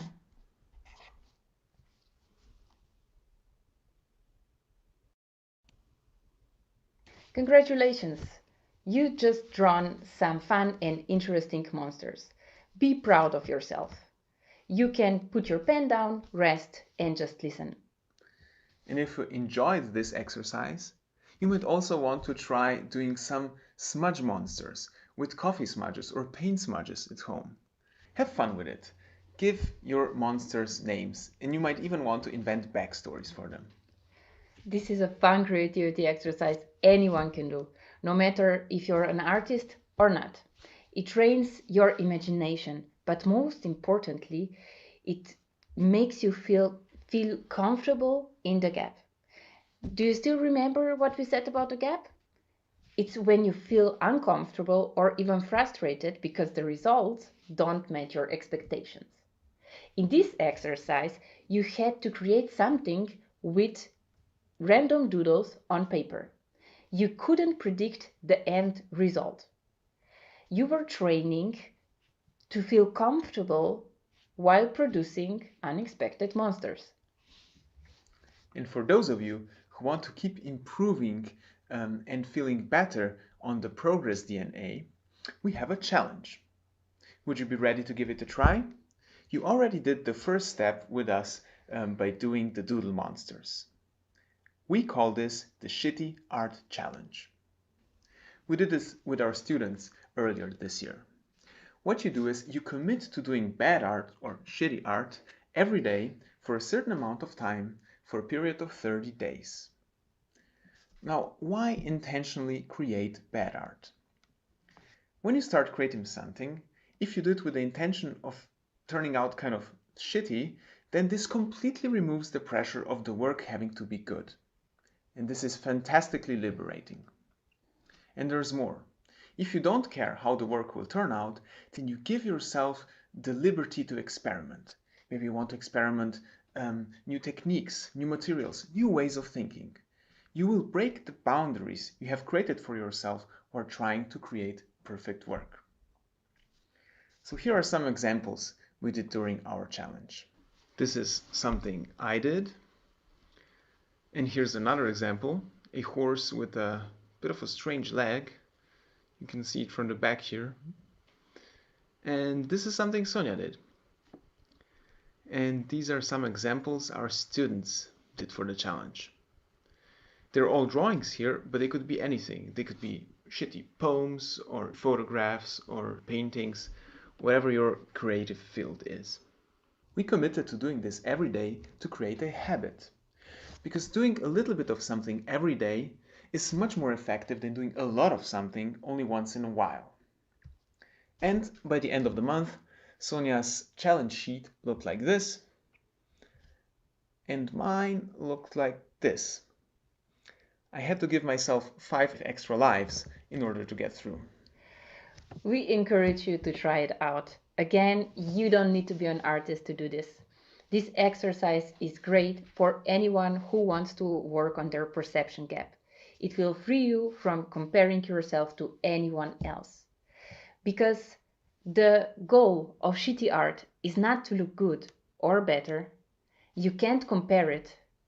And as we know, comparison is the death of creativity. And you can already put the first cross in your calendar for doing the doodle monsters with us today. So next time you're mastering a new skill, remember it's going to be a long path along the progress DNA. There will be periods of gap and periods of bliss, and each period will pass. And not to make the gap periods too long, remember, don't compare yourself to others, but to you from yesterday. And if despite that, a gap period might seem to take forever, keep the following in mind. Progress comes in form of jumps and plateaus. Let me explain. Have you ever had the feeling that you're improving too slowly and maybe you're not improving at all? Well, it might be that you're just standing on a progress plateau and you're missing the big picture. Your next jump might be around the corner. So patience is key here. Bill Gates once said, most people overestimate what they can do in a year and underestimate what they can do in 10 years. So next time, if you feel unsure of your work or frustrated, remember you're moving through a progress DNA. And if you do that, you will become more patient. You will be able to focus on yourself and your work instead of others. And I bet you'll be more happy. And you will allow yourself to create wondrous things. So keep on going. Compare yourself to you from yesterday and you will stay creative. Thank you very much.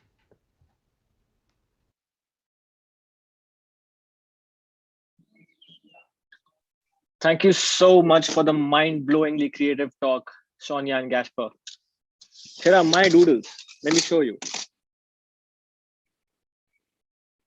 I want all of you to pick up your doodles on the piece of paper and show us on the screen. Click a picture, tag TEDxChristULavasa. Turn on your cameras and share your doodles with us. Let's take a big group selfie.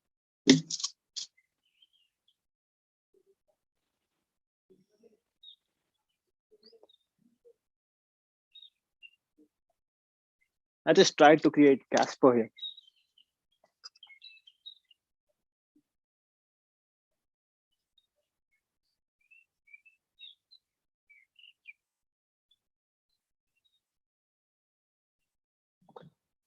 All of your arts look amazing, guys.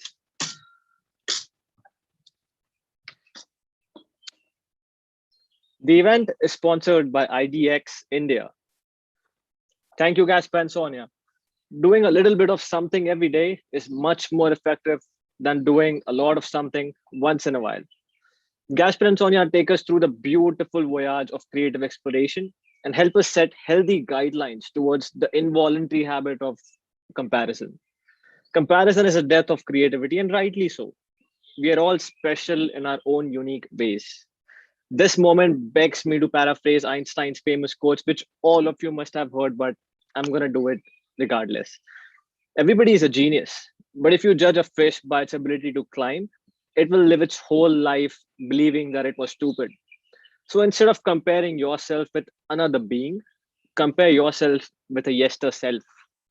Like John Cleese says, creativity is not talent, it is a way of operating. Much like discipline, creativity is an ongoing process that stops when we stop breathing. Take one day at a time while learning something and practice one time a day after learning it. And that keeps the skill engaging. Progress comes in the forms of jumps and plateaus, Gasper says. And it indeed does. It is a never ending ascending straight line. So when you feel butterflies in your stomach on your creative journey, note that it's the ride of the progress plateau. Measure your progress DNA delicately and embark on the journey of your unique creativity. Start today, start shitty. What do we have next here? Our next speaker has a master's in chemistry. She has experienced two crucial moments in 5 decades of her life. This multifaceted lady has been an announcer with AIR Mumbai and had her own radio production. The intriguing field of media beckoned her to explore its depths, and she moved with agility from radio to television, advertising, filmmaking, and journalism. And dare we forget her on stage and silver screen acting talent. Let's have Ms. Arpita Ghosh grace us with her experience.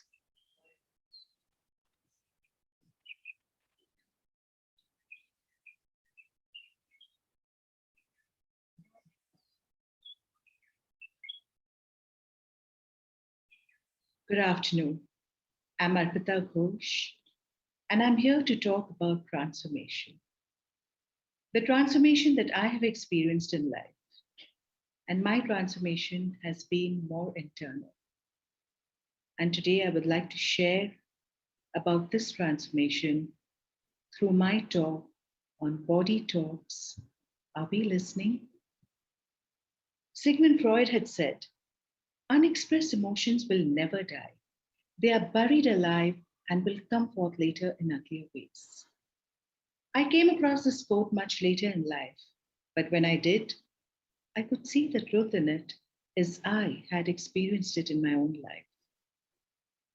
We all have crucible moments in our life. I had two. So what happens in these crucible moments? A crucible moment is, by definition, a transformative experience through which an individual comes to a new or an altered sense of identity. These are times when our character is tested. These are times of adversity where great strength is shown. Let me begin with my first crucible moment. Losing my mom at the age of 30. Seeing death so closely, the final snap of an umbilical cord, a loss that left me emotionally shattered. I could succumb and give in to depression, but decided to know more about life purpose, and life after death. This journey required looking within, self-inquiry. I embarked on it. What I had not bargained for was the avalanche of memories that came up for me. I was advised to relive my life experiences, go beyond those experiences. And that's when I realized low self-esteem, me too. Fear of being left out, me too. Fear of darkness, me too. Professional rejection, me too. Personal rejection, me too. Inappropriately touched, me too. Indecent proposal, me too. And I can go on with this list. I could not believe that 3 decades of unexpressed and unprocessed emotions and thoughts had taken a toll on me. At this point, I am ever so grateful to my brother in US, for he took me under his wing and gave me the space to heal emotionally. Like a can full of worms, I would take out every single one, process, resolve, and make peace with it and let it go. The internal cleansing and healing that happened helped me see myself differently. The moment my perception about self changed, I saw a difference in my life situations, the kind of people who came into my life. The hurt and pain addressed now seemed to be compassion for self and others. Just like the rains come and wash away the dirt, suddenly I saw life afresh. I felt alive. Life is like river rafting. We await the rapids with eagerness and enthusiasm to go through it. Yet, when it is smooth sailing, it can be like mundane routine. 11 years later, I had my second crucible moment, and this time it was losing my dad. I was his little girl, the apple of his eye, his brave angel. I felt lucky and blessed to be by his side, to say goodbye by gently stroking his forehead and whispering prayers. At that moment, I felt peace, that he was relieved of his pain. My earlier understanding of life and death gave me courage to face this moment, but definitely not what was to come. It was almost a month or two later. Suddenly, my left knee would buckle when walking, and soon there was a limp too. The doctor said reduce weight, change diet, but the pain persisted. And I started experiencing a numbness in my left feet. Climbing downstairs, traveling alone became scary. I did not know what was happening. One fine day, I feel a lump under my left armpit, the size of a tennis ball. The report said it was fatty tissue. Unbearable toothache and was advised root canal treatment. I knew something was wrong somewhere. My body was telling me something. I needed to listen. I needed to understand. My brother and sisters and my very close friends stood by me like a strong rock of strength. I knew I was getting into depression, but again, was lucky to have the support and guidance of my mentors, my family, and friends. One fine day, I decided I need to pay attention to what my body was telling me. My knees, which give me support, were telling me no need to feel insecure. I had the required support around, and as I worked on it, I felt emotionally stronger. I learned that unexpressed emotions go and hide in the crevices and nooks and corners in the body.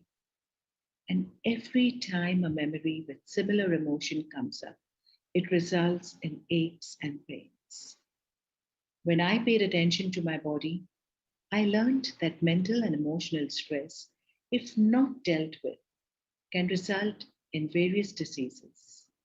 Migraines were a monthly routine for me for a long time, but I managed to handle that too by taking charge of self. Today, I think I weigh more than what I did at that time, but my knees are very supporting. My second crucible, my second crucible moment taught me that if I am grounded and centered, I can stand alone and feel secure. Nobody can make me feel insecure. It taught me the impermanence of life. Everything is temporary. Attachment most often leads to misery. My happiness is solely my choice. Others can only add more joy in my life. And especially during these pandemic times, when each one of us are going through a lot in life, I think it is so important to be there for each other, to express our emotions with each other, to support each other.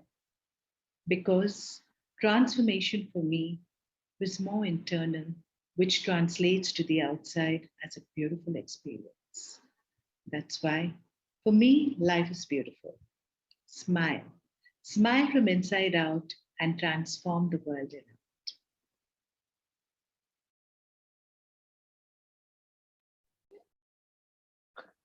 Thank you, ma'am, for the beautiful words and helping us become good listeners of something that whispers in silence.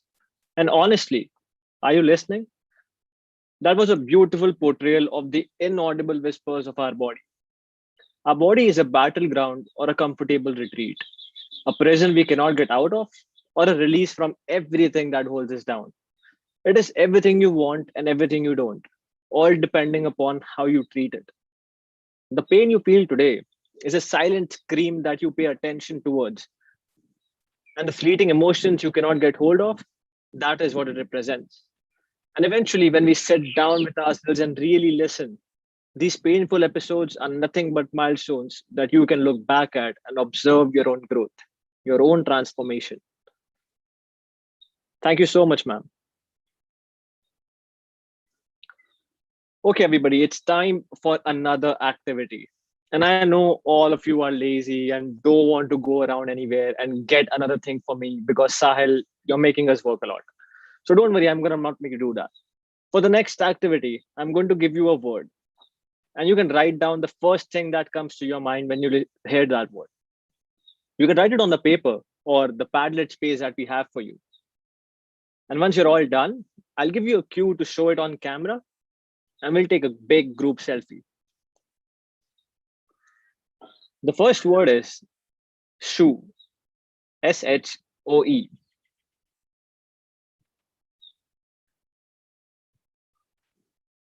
The first word is shoe.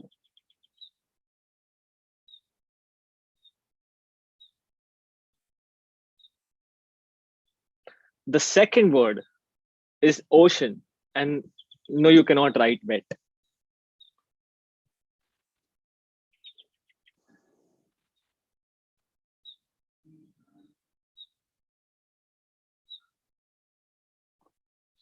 The third word is umbrella. The third word is umbrella.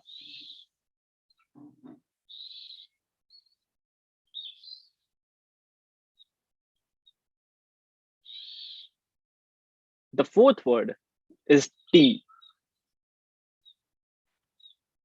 The fourth word is tea. TEA.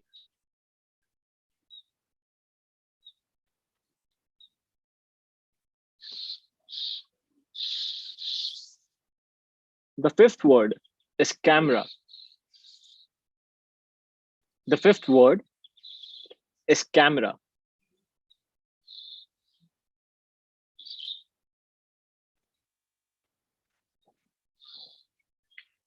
The last word is leaf. And please don't say forest. The last word is leaf.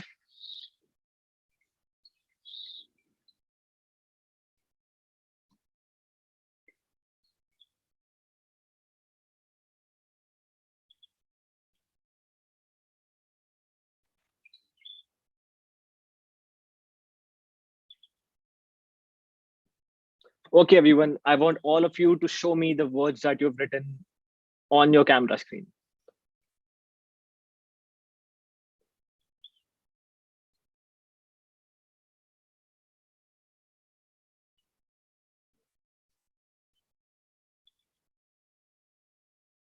You can click a picture of it, share it, tag us, put it on the Padlet, show it in your camera, whichever suits you.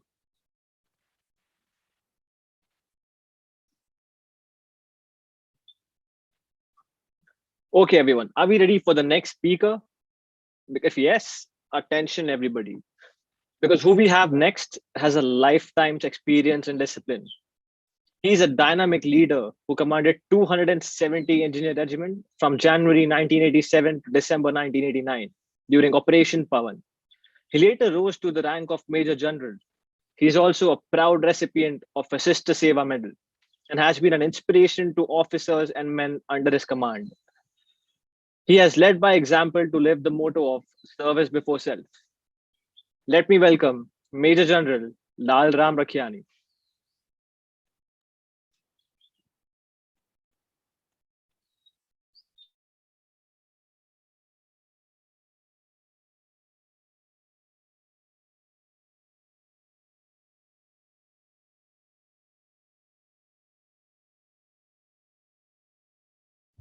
Good morning. The topic of my talk is transformation. And the reason I'm here is that the strong bonds, camaraderie, esprit de corps. I'll tackle strong bonds because that's the most important. One Jawan came to see me. He didn't know where I stayed. He didn't know my name. He just knew I'm from engineers. He asked people, हमारे general साहब इधर रहते हैं, कहाँ रहते हैं? It took 2 days for me to find out where I'm staying. It's not because of me, it's beyond me. It is a regimental spirit that matters, that he kept sticking to it, and finally he found me, and we had a good cup of tea. Now there's a very strong bond between the current pandemic and training. When I say bond, I mean there's a connection. There's a relationship between the current pandemic and training in the army. I am an example of who has survived the coronavirus. When we talk of coronavirus, I survived it, and also I survived a number of occasions wherein the training has come handy. Lately in March, a scooter crashed into me, and because of my training, I could survive. It crashed head on into me. I transformed from a schoolboy to a child man to a general officer, from civilian life to army life. Was it akin to a caterpillar becoming a butterfly? The next 18 minutes will tell us. Join the National Defense Academy, which is the cradle of military leadership. Herein we were taught the following subjects. Training was imparted in character building, removing fear, building courage, standing up to be counted, officer-like qualities, etiquette and manners. Remember, manners maketh a man. The training in number 2, 3, and 4, I will club in one as the power of one. The ability to stand up when you're right and when everybody's against you, like Mahatma Gandhi, Jesus Christ. Coming to character building, the best of qualities will come to naught if not backed by the force of character. Louis Philippe. The best example of character would be our NDA motto, service before self.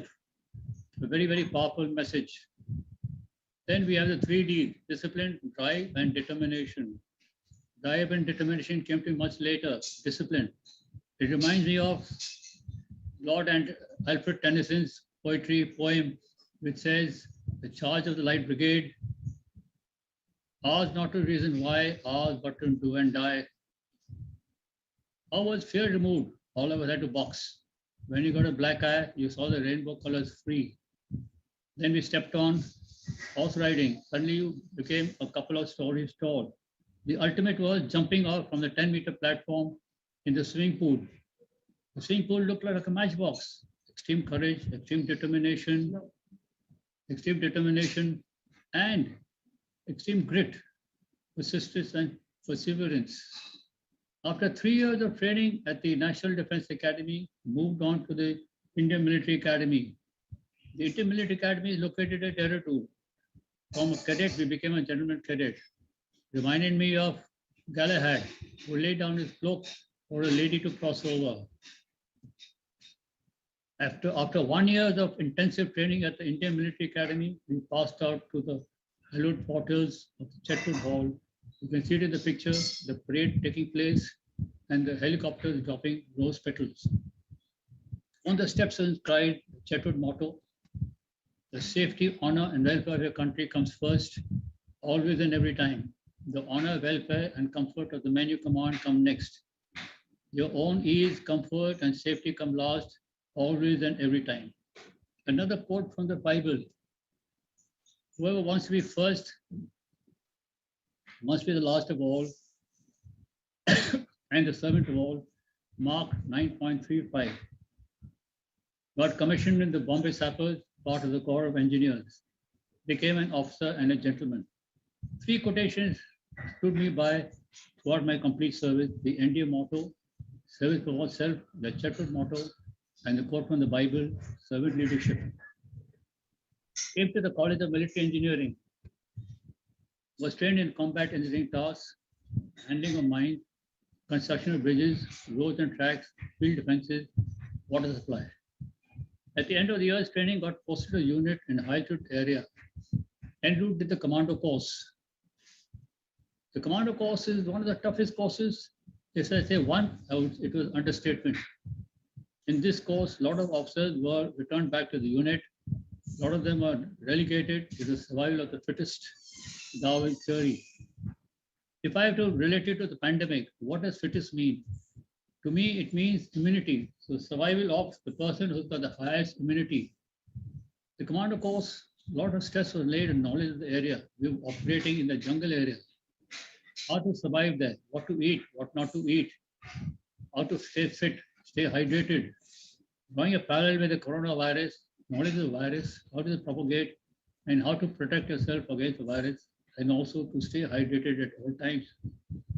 We were made to walk a plank at 60 feet above the water, do a monkey crawl on a rope, and let go. That's when I realized what is blind faith. Look down at the pool, it looked like a matchstick, not even a matchbox. The course culminated in a 40-kilometer march, a survival march, living off the land, against survival.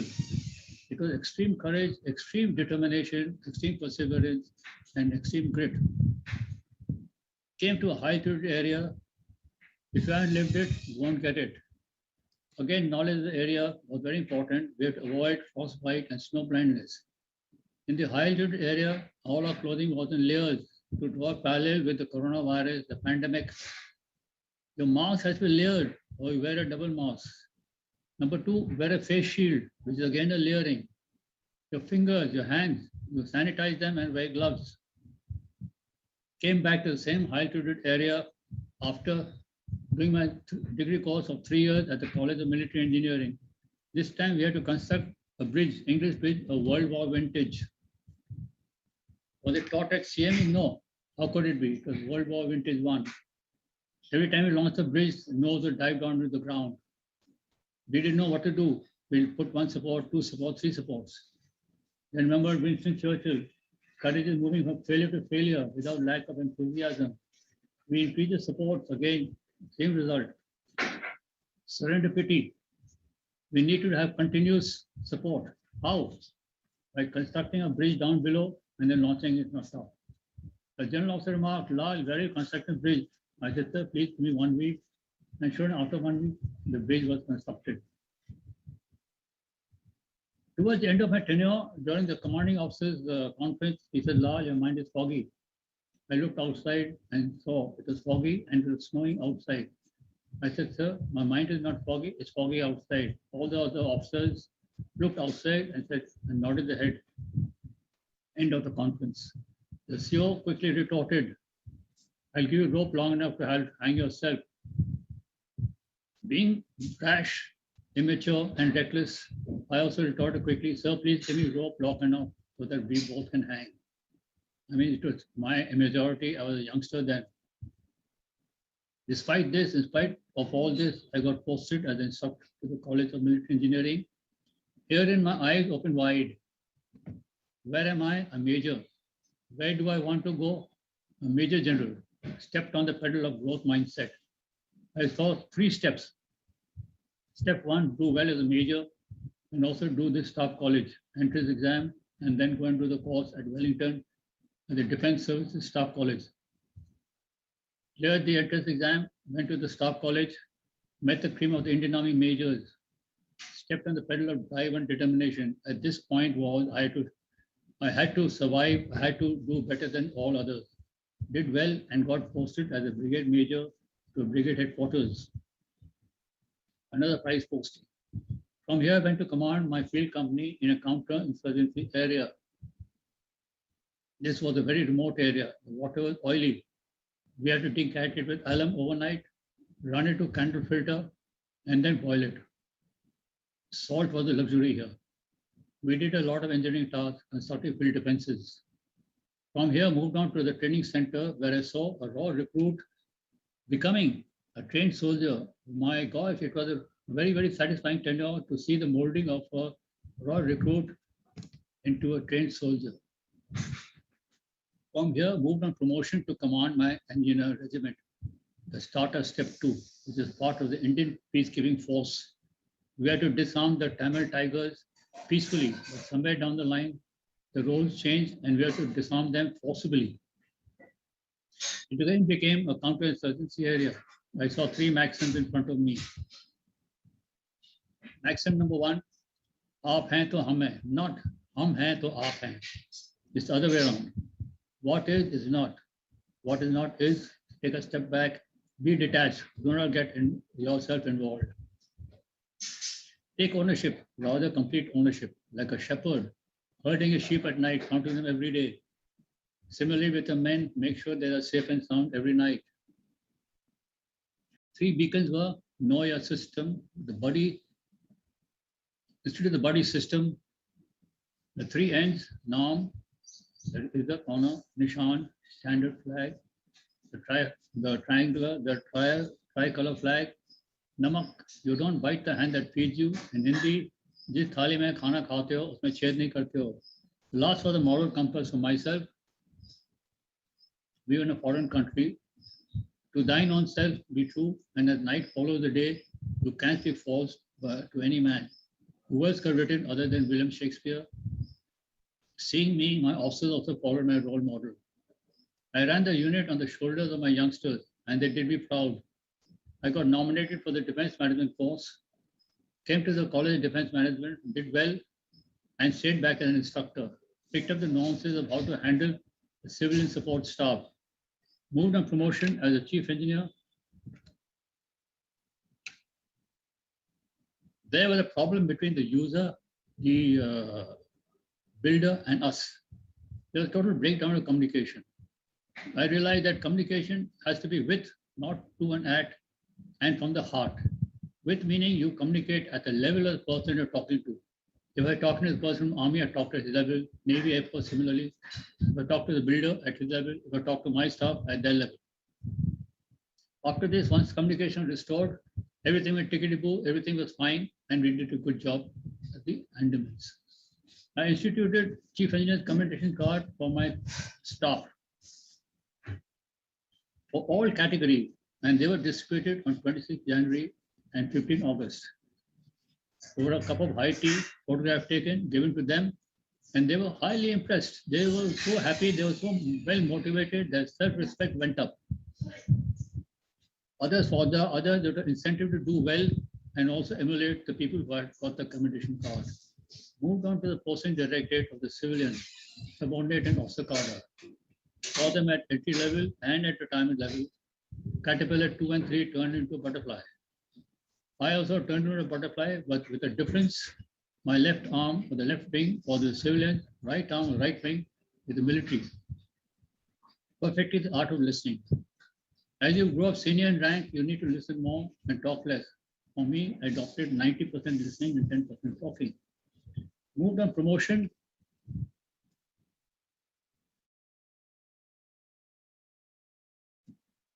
As a Major General, Monarch Butterfly. The monarch butterfly is the biggest butterfly. All my 42 years of experience, all my training, everything was brought to bear in this tenure. Did very well. Was a monarch butterfly going to fly into the sunset, or would it fly into the sunrise, the early morning sunrise? I chose the early morning sunrise. The proof lies in seeing the end product. After churning and churning and churning, polishing, grinding, this is what the end product is. An officer should be physically fit, walks upright, has an aura about him, easy manners, personality. I did a survey of about 200 civilians and asked them what are 3 things that strikes them about an army officer. And these are 5 I culled out from all those 200 odd responses.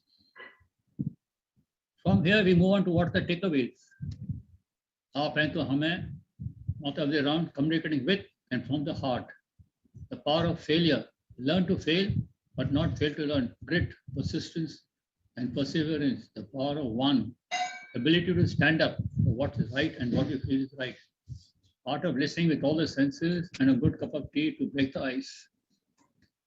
Growth mindset, and not a fixed mindset. Survival. Be professionally sound and be physically fit. Officer and a gentleman. Servant leadership. I now conclude my talk with what was written on a tomb in Shillong. When you go home, tell them of us. For your tomorrow, we gave out today. John Maxwell Edmonds. A very, very powerful message, guys. When you go home, tell them of us. For your tomorrow, we gave out today. And lastly, a tribute to all my departed friends. You're in our hearts forever. I dedicate this talk to you. To conclude with my unit's battle cry, Sada Vijay, forever victorious. Jai Hind. Sada Vijay indeed, sir. And sure, we will be telling them about you. Before we move forward, I would like to thank Major General Lal Ram Rakhiani for his service towards our country and towards us. You go through what you go through. The phrase has never felt more true. Nobody is born a soldier, and nobody is born with the will to die for their country and put service above everything else. It is a process that one goes through cultural, physical, psychological conditioning. Major Ram's talks helps us dive deeper into the lifetime service and conditioning and how it transforms a person fundamentally down to the last atom.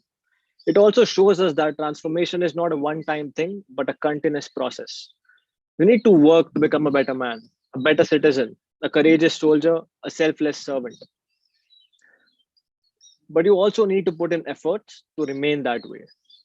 Patriotism is not short, frenzied outbursts of emotions, but a tranquil and steady dedication of a lifetime. Alda Stevenson said that. Thank you, Major. It's big brains time now. Our next speaker is currently in charge of the Agroeconomics Research Center of the Institute, sponsored by the Ministry of Agriculture and Farmers Welfare, Government of India. She has worked in diverse areas in the discipline of agricultural economics. Dr. Shroff has published several research papers and worked on projects sponsored by the Ministry of Agriculture and Farmers Welfare, Government of India, Government of Maharashtra, Confederation of Indian Industries, and the World Bank. Let's welcome Dr. Sangeeta Shroff.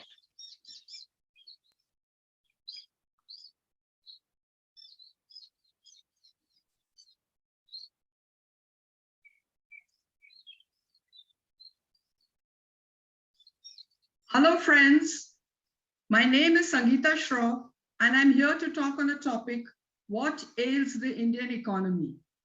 I'm an economist by profession and observe that India as an economy is bubbling with hope and aspirations. There are, however, some stumbling blocks. I therefore decided to look at some data which would reveal the pain points of the Indian economy, as well as which will help you to find a solution and therefore help to transform the economy.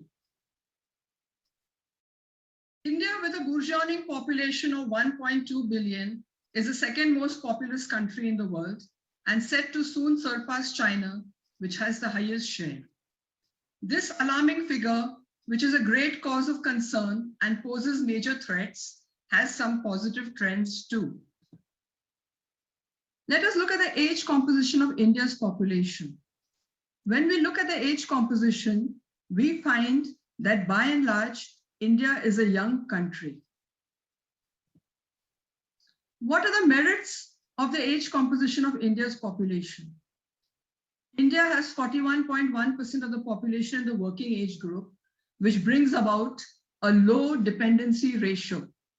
This means that India has a large number of workforce which is young and less number of people who are elderly.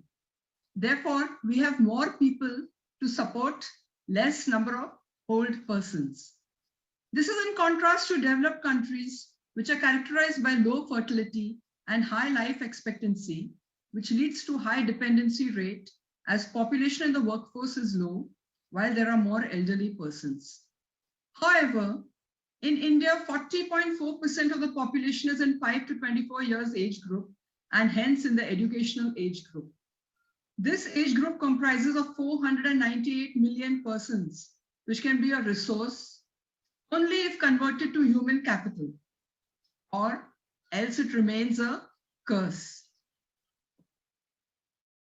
When we look at the literacy rates in India, since independence, from the first census, which was in 1951, across every census, we find that the figures are encouraging. Across every decade, there is an increase in the literacy rate. The latest census of 2011 shows that the literacy rate for male and female is 74.04%, but that of female is lower than that of males.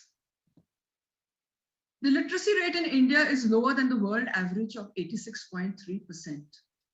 A state-wise comparison shows that states have achieved different levels of literacy, and the same is the case with respect to female and male. It can be, however, observed that Kerala has a literacy rate of 94%, which is highest in the country, while Bihar has a rate of 61.8%, which is lowest in the country. The same applies with respect to male and female rates. When we look at per capita income, that of Kerala is 4.85 times that of Bihar. However, the unemployment rate in Kerala is higher at 7.8% as compared to Bihar, which is 6.6%. This indicates that high level of literacy does not easily give access to labor markets, whereas states having low level of literacy may also have lower level of unemployment. In other words, low levels of literacy and poverty level in the state pushes their workforce to accept low-paying jobs. Hence, both employment and quality of employment are important issues which can be addressed through a robust education sector and skill development. When we look at the status of employment across all the three major sectors of the economy, the primary sector, which is agriculture, the secondary sector, which is industry, and the tertiary sector, which is the service sector, we find that the contribution to the gross domestic product in agriculture is declining over the years. The other notable feature is that the contribution of agriculture to gross domestic product is declining rapidly and constitutes only 15.11% of GDP. But the sector continues to be the dominant source of employment in India.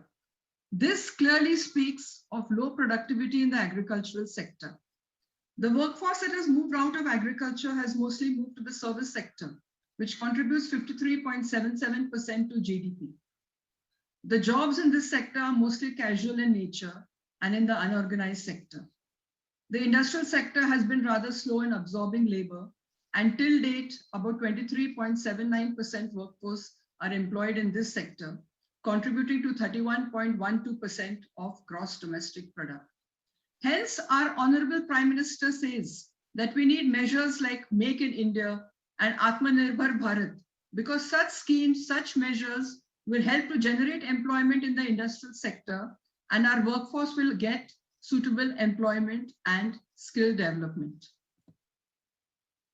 The status of education in India shows that there are presently about 993 universities, out of which 35% are in the private sector.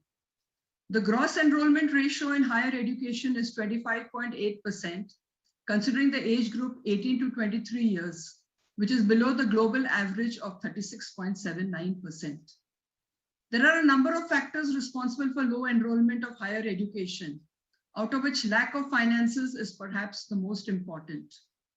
The current status of employability in India is 47.38%. We have now tried to look at the level of unemployability across different fields. We find that our youth is employed as in various different fields. Our youth has degree in various fields such as MBA, BTech, Bachelor of Arts, Bachelor of Commerce, and various other fields. The youth have a degree, but they are not having the adequate skills to get employment. Hence, the level of unemployability is fairly large. What are the major issues? The major issues are that there is skill mismatch in India, as there is disconnect from the requirements of industry and availability of human capital. Due to skill mismatch, those who are highly educated apply for jobs which require a lower educational level. The periodic labor force survey of 2018-19 has revealed anxiety and panic in the job market. Youth unemployment in the age group 15 to 29 years is 17.3%. There is starvation for jobs in the public sector, which can be observed from the number of applicants as compared to number of vacancies in any recruitment. For example, when the Railway Recruitment Board invited online applications for the post of junior engineer, while there were 13,847 vacancies, the number of applicants was a mind-boggling figure of 27,27,802, or 197 times the number of vacancies. Again, in the case of requirement of level 1 and level 2 workers in railways, the applicants were 311 times the number of vacant positions.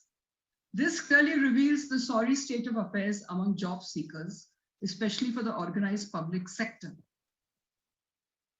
There is a major issue with respect to skill mismatch. With the changing nature of the economy, globalization, technology, and demography will all play a major role in impacting the labor market. The nature of work now requires a different set of skills. There is disconnect between formal education and the requirements of industry or service sector. The missing link is skill development, which is pertinent on both the demand as well as supply side. With respect to medical colleges, there is huge shortage. The World Health Organization prescribes one government doctor for 1,000 people. However, the country is nowhere near this ratio. And the same is with respect to paramedics. The COVID-19 pandemic has seen the dire need for health infrastructure, which needs to be addressed on a war footing.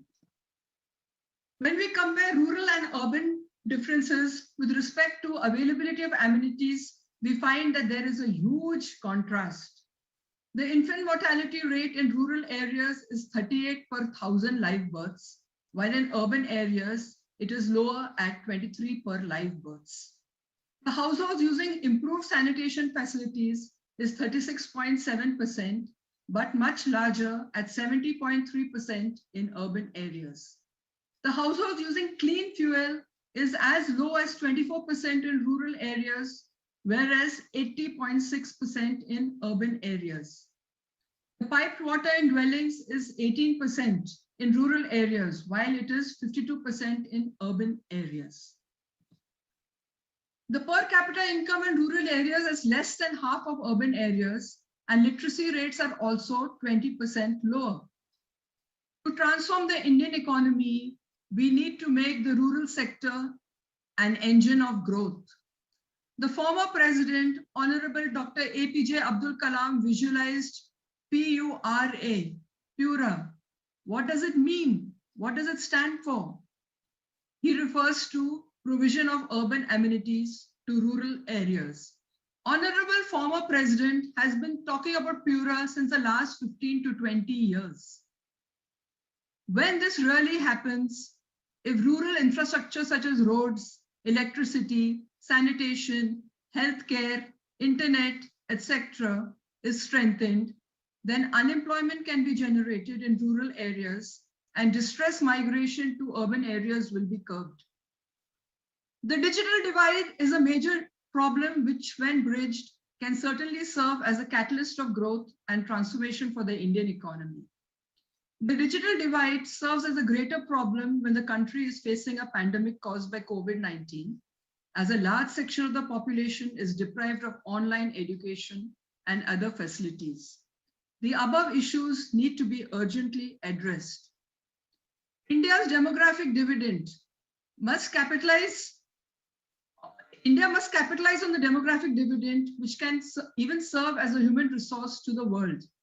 When the rural-urban gap is bridged with social and physical infrastructure in place, there will be a multiplier impact as employment will be generated, necessary skill will be created, and the economy will be transformed. Now, my dear friends, I have talked about what ails the Indian economy. I have brought out the various problems facing the country and what needs to be done.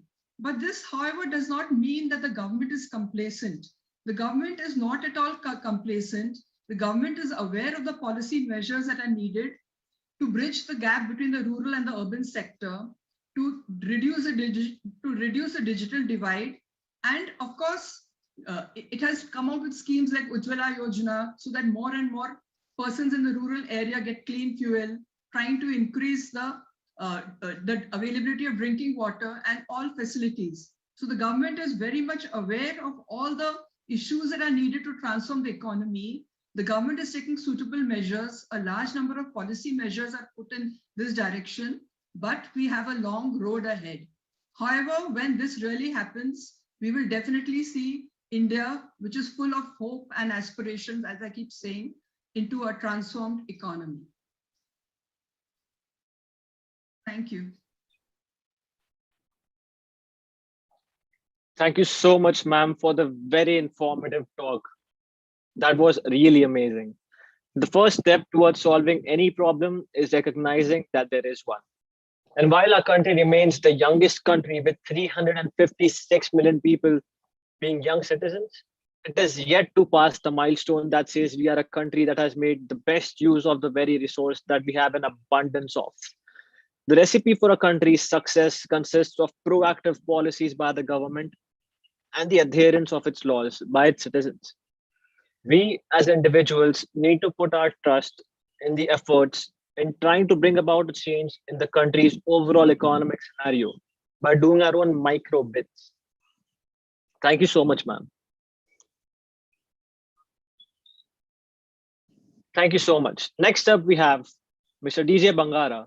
Let's have a few words from him. Mr. DJ Bangara, Director India Operations from the event sponsor, IDX. IDX India is a 100% subsidiary of IDX Incorporation, USA, a division of the UFP industry, a publicly traded company. IDX is one of the largest retail manufacturers in the industry. IDX's unique turnkey approach to managing complex custom multi-location rollouts coupled with our logistics and financial strength separates IDX from all and everybody around the globe. We also have the link to IDX in our chat box if you want to know more about them. Next up, Mr. DJ Bangara.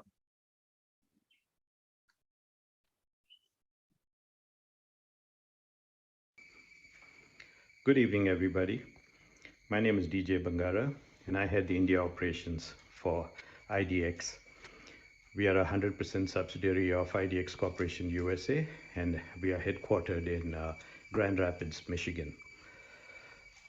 In India, we are headquartered in Bangalore with offices in Bombay, and we are in the store fixture business, working with some of the best brands in the country and abroad. We are excited to be a part of this program today. Thank you, TEDx and CHRistULavasa, for allowing us to participate. This is something which is very important for all of us, and I'd just like to say a few words on the theme, which is transformation. Transformation, in a nutshell, means making a change, and making a change for the better. This is something that we need to do collectively, and that means we have to work together. Collaboration, being more open-minded, a change in the attitude, adapting to different conditions. For example, in the last 1 year, with COVID, all of us are working from home for the better part of the year. How do we get our work done? You know, the first thing I did was that I got myself a good desk, a good chair, made myself a workspace, and continued to work from there. There is no point in complaining about the conditions.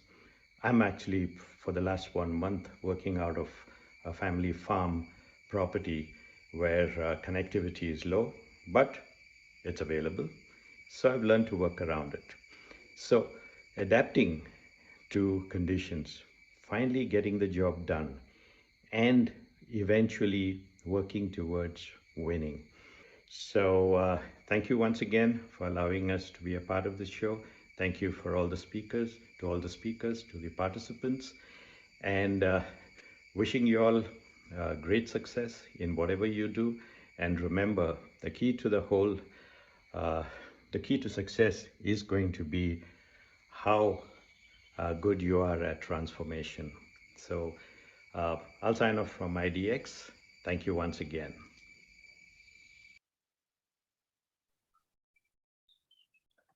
Thank you, Mr. Bangara, for the wise words on transformation. Now, we would love to hear from the head of the institute, the director and dean, who is always fostering curiosity and the idea of transformation, Father Josie George. And after that, we have the conclusion for the entire event. Over to Dr. Father Josie. Good evening, everyone. I'm happy to address this gathering today for the closing of this first ever TED Talk hosted by the Christ University Lavasa campus. This event is yet another achievement and indeed a huge milestone for our campus.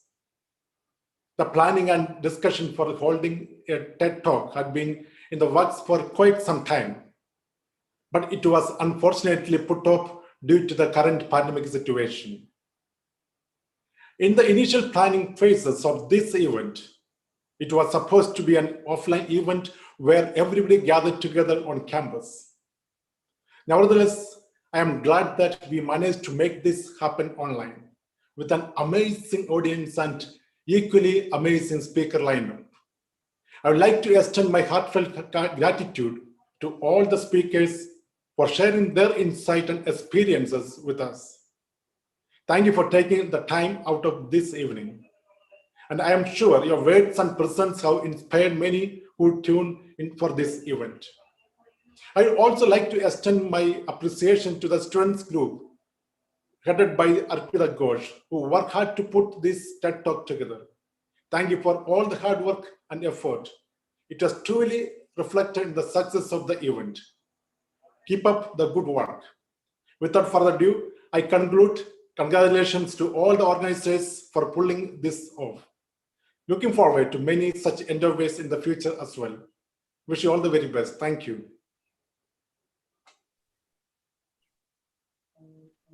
Thank you so much, Father Josie. And now to conclude the event, transformation, like we saw, is both a tangible outcome and an invisible yet perpetual process. It's leadership that helps us transform entire institutions, which in turn create more and better leaders. Self-expression in the form of words create a space for us to be vulnerable to our own self and really introspect, to understand the world around us and the world within us. The humankind has slowly, effectively, and inevitably helped transform the oldest universities into what we see today. And the transformation was no accident. We also see that the preset mindsets that you have for the journey you have begun is usually not the final chapter of the voyage that awaits when you listen to the whispers of your heart. The transformation often comes when we step out of our comfort zones. We see the importance of daily efforts towards something that eventually becomes a habit, something that doesn't need to be perfect, something that says starting out is more often shitty, and that's okay. We see how important it is to listen carefully, not just with people, but with our own selves. We see how the survival mode and its perseverance helps us transform into a better being. And we see how the adherence of simple laws and taking micro actions can help us transform entire economies. This is your host, your MC, your friend, and a fellow student of life. May we all continue to learn and always be open to knowledge. I'm beginning my transformation journey today. Are you? Thank you so much for our sponsors, IDX India, Innovators Digital, who helped us seamlessly carry out this entire thing, and Society T.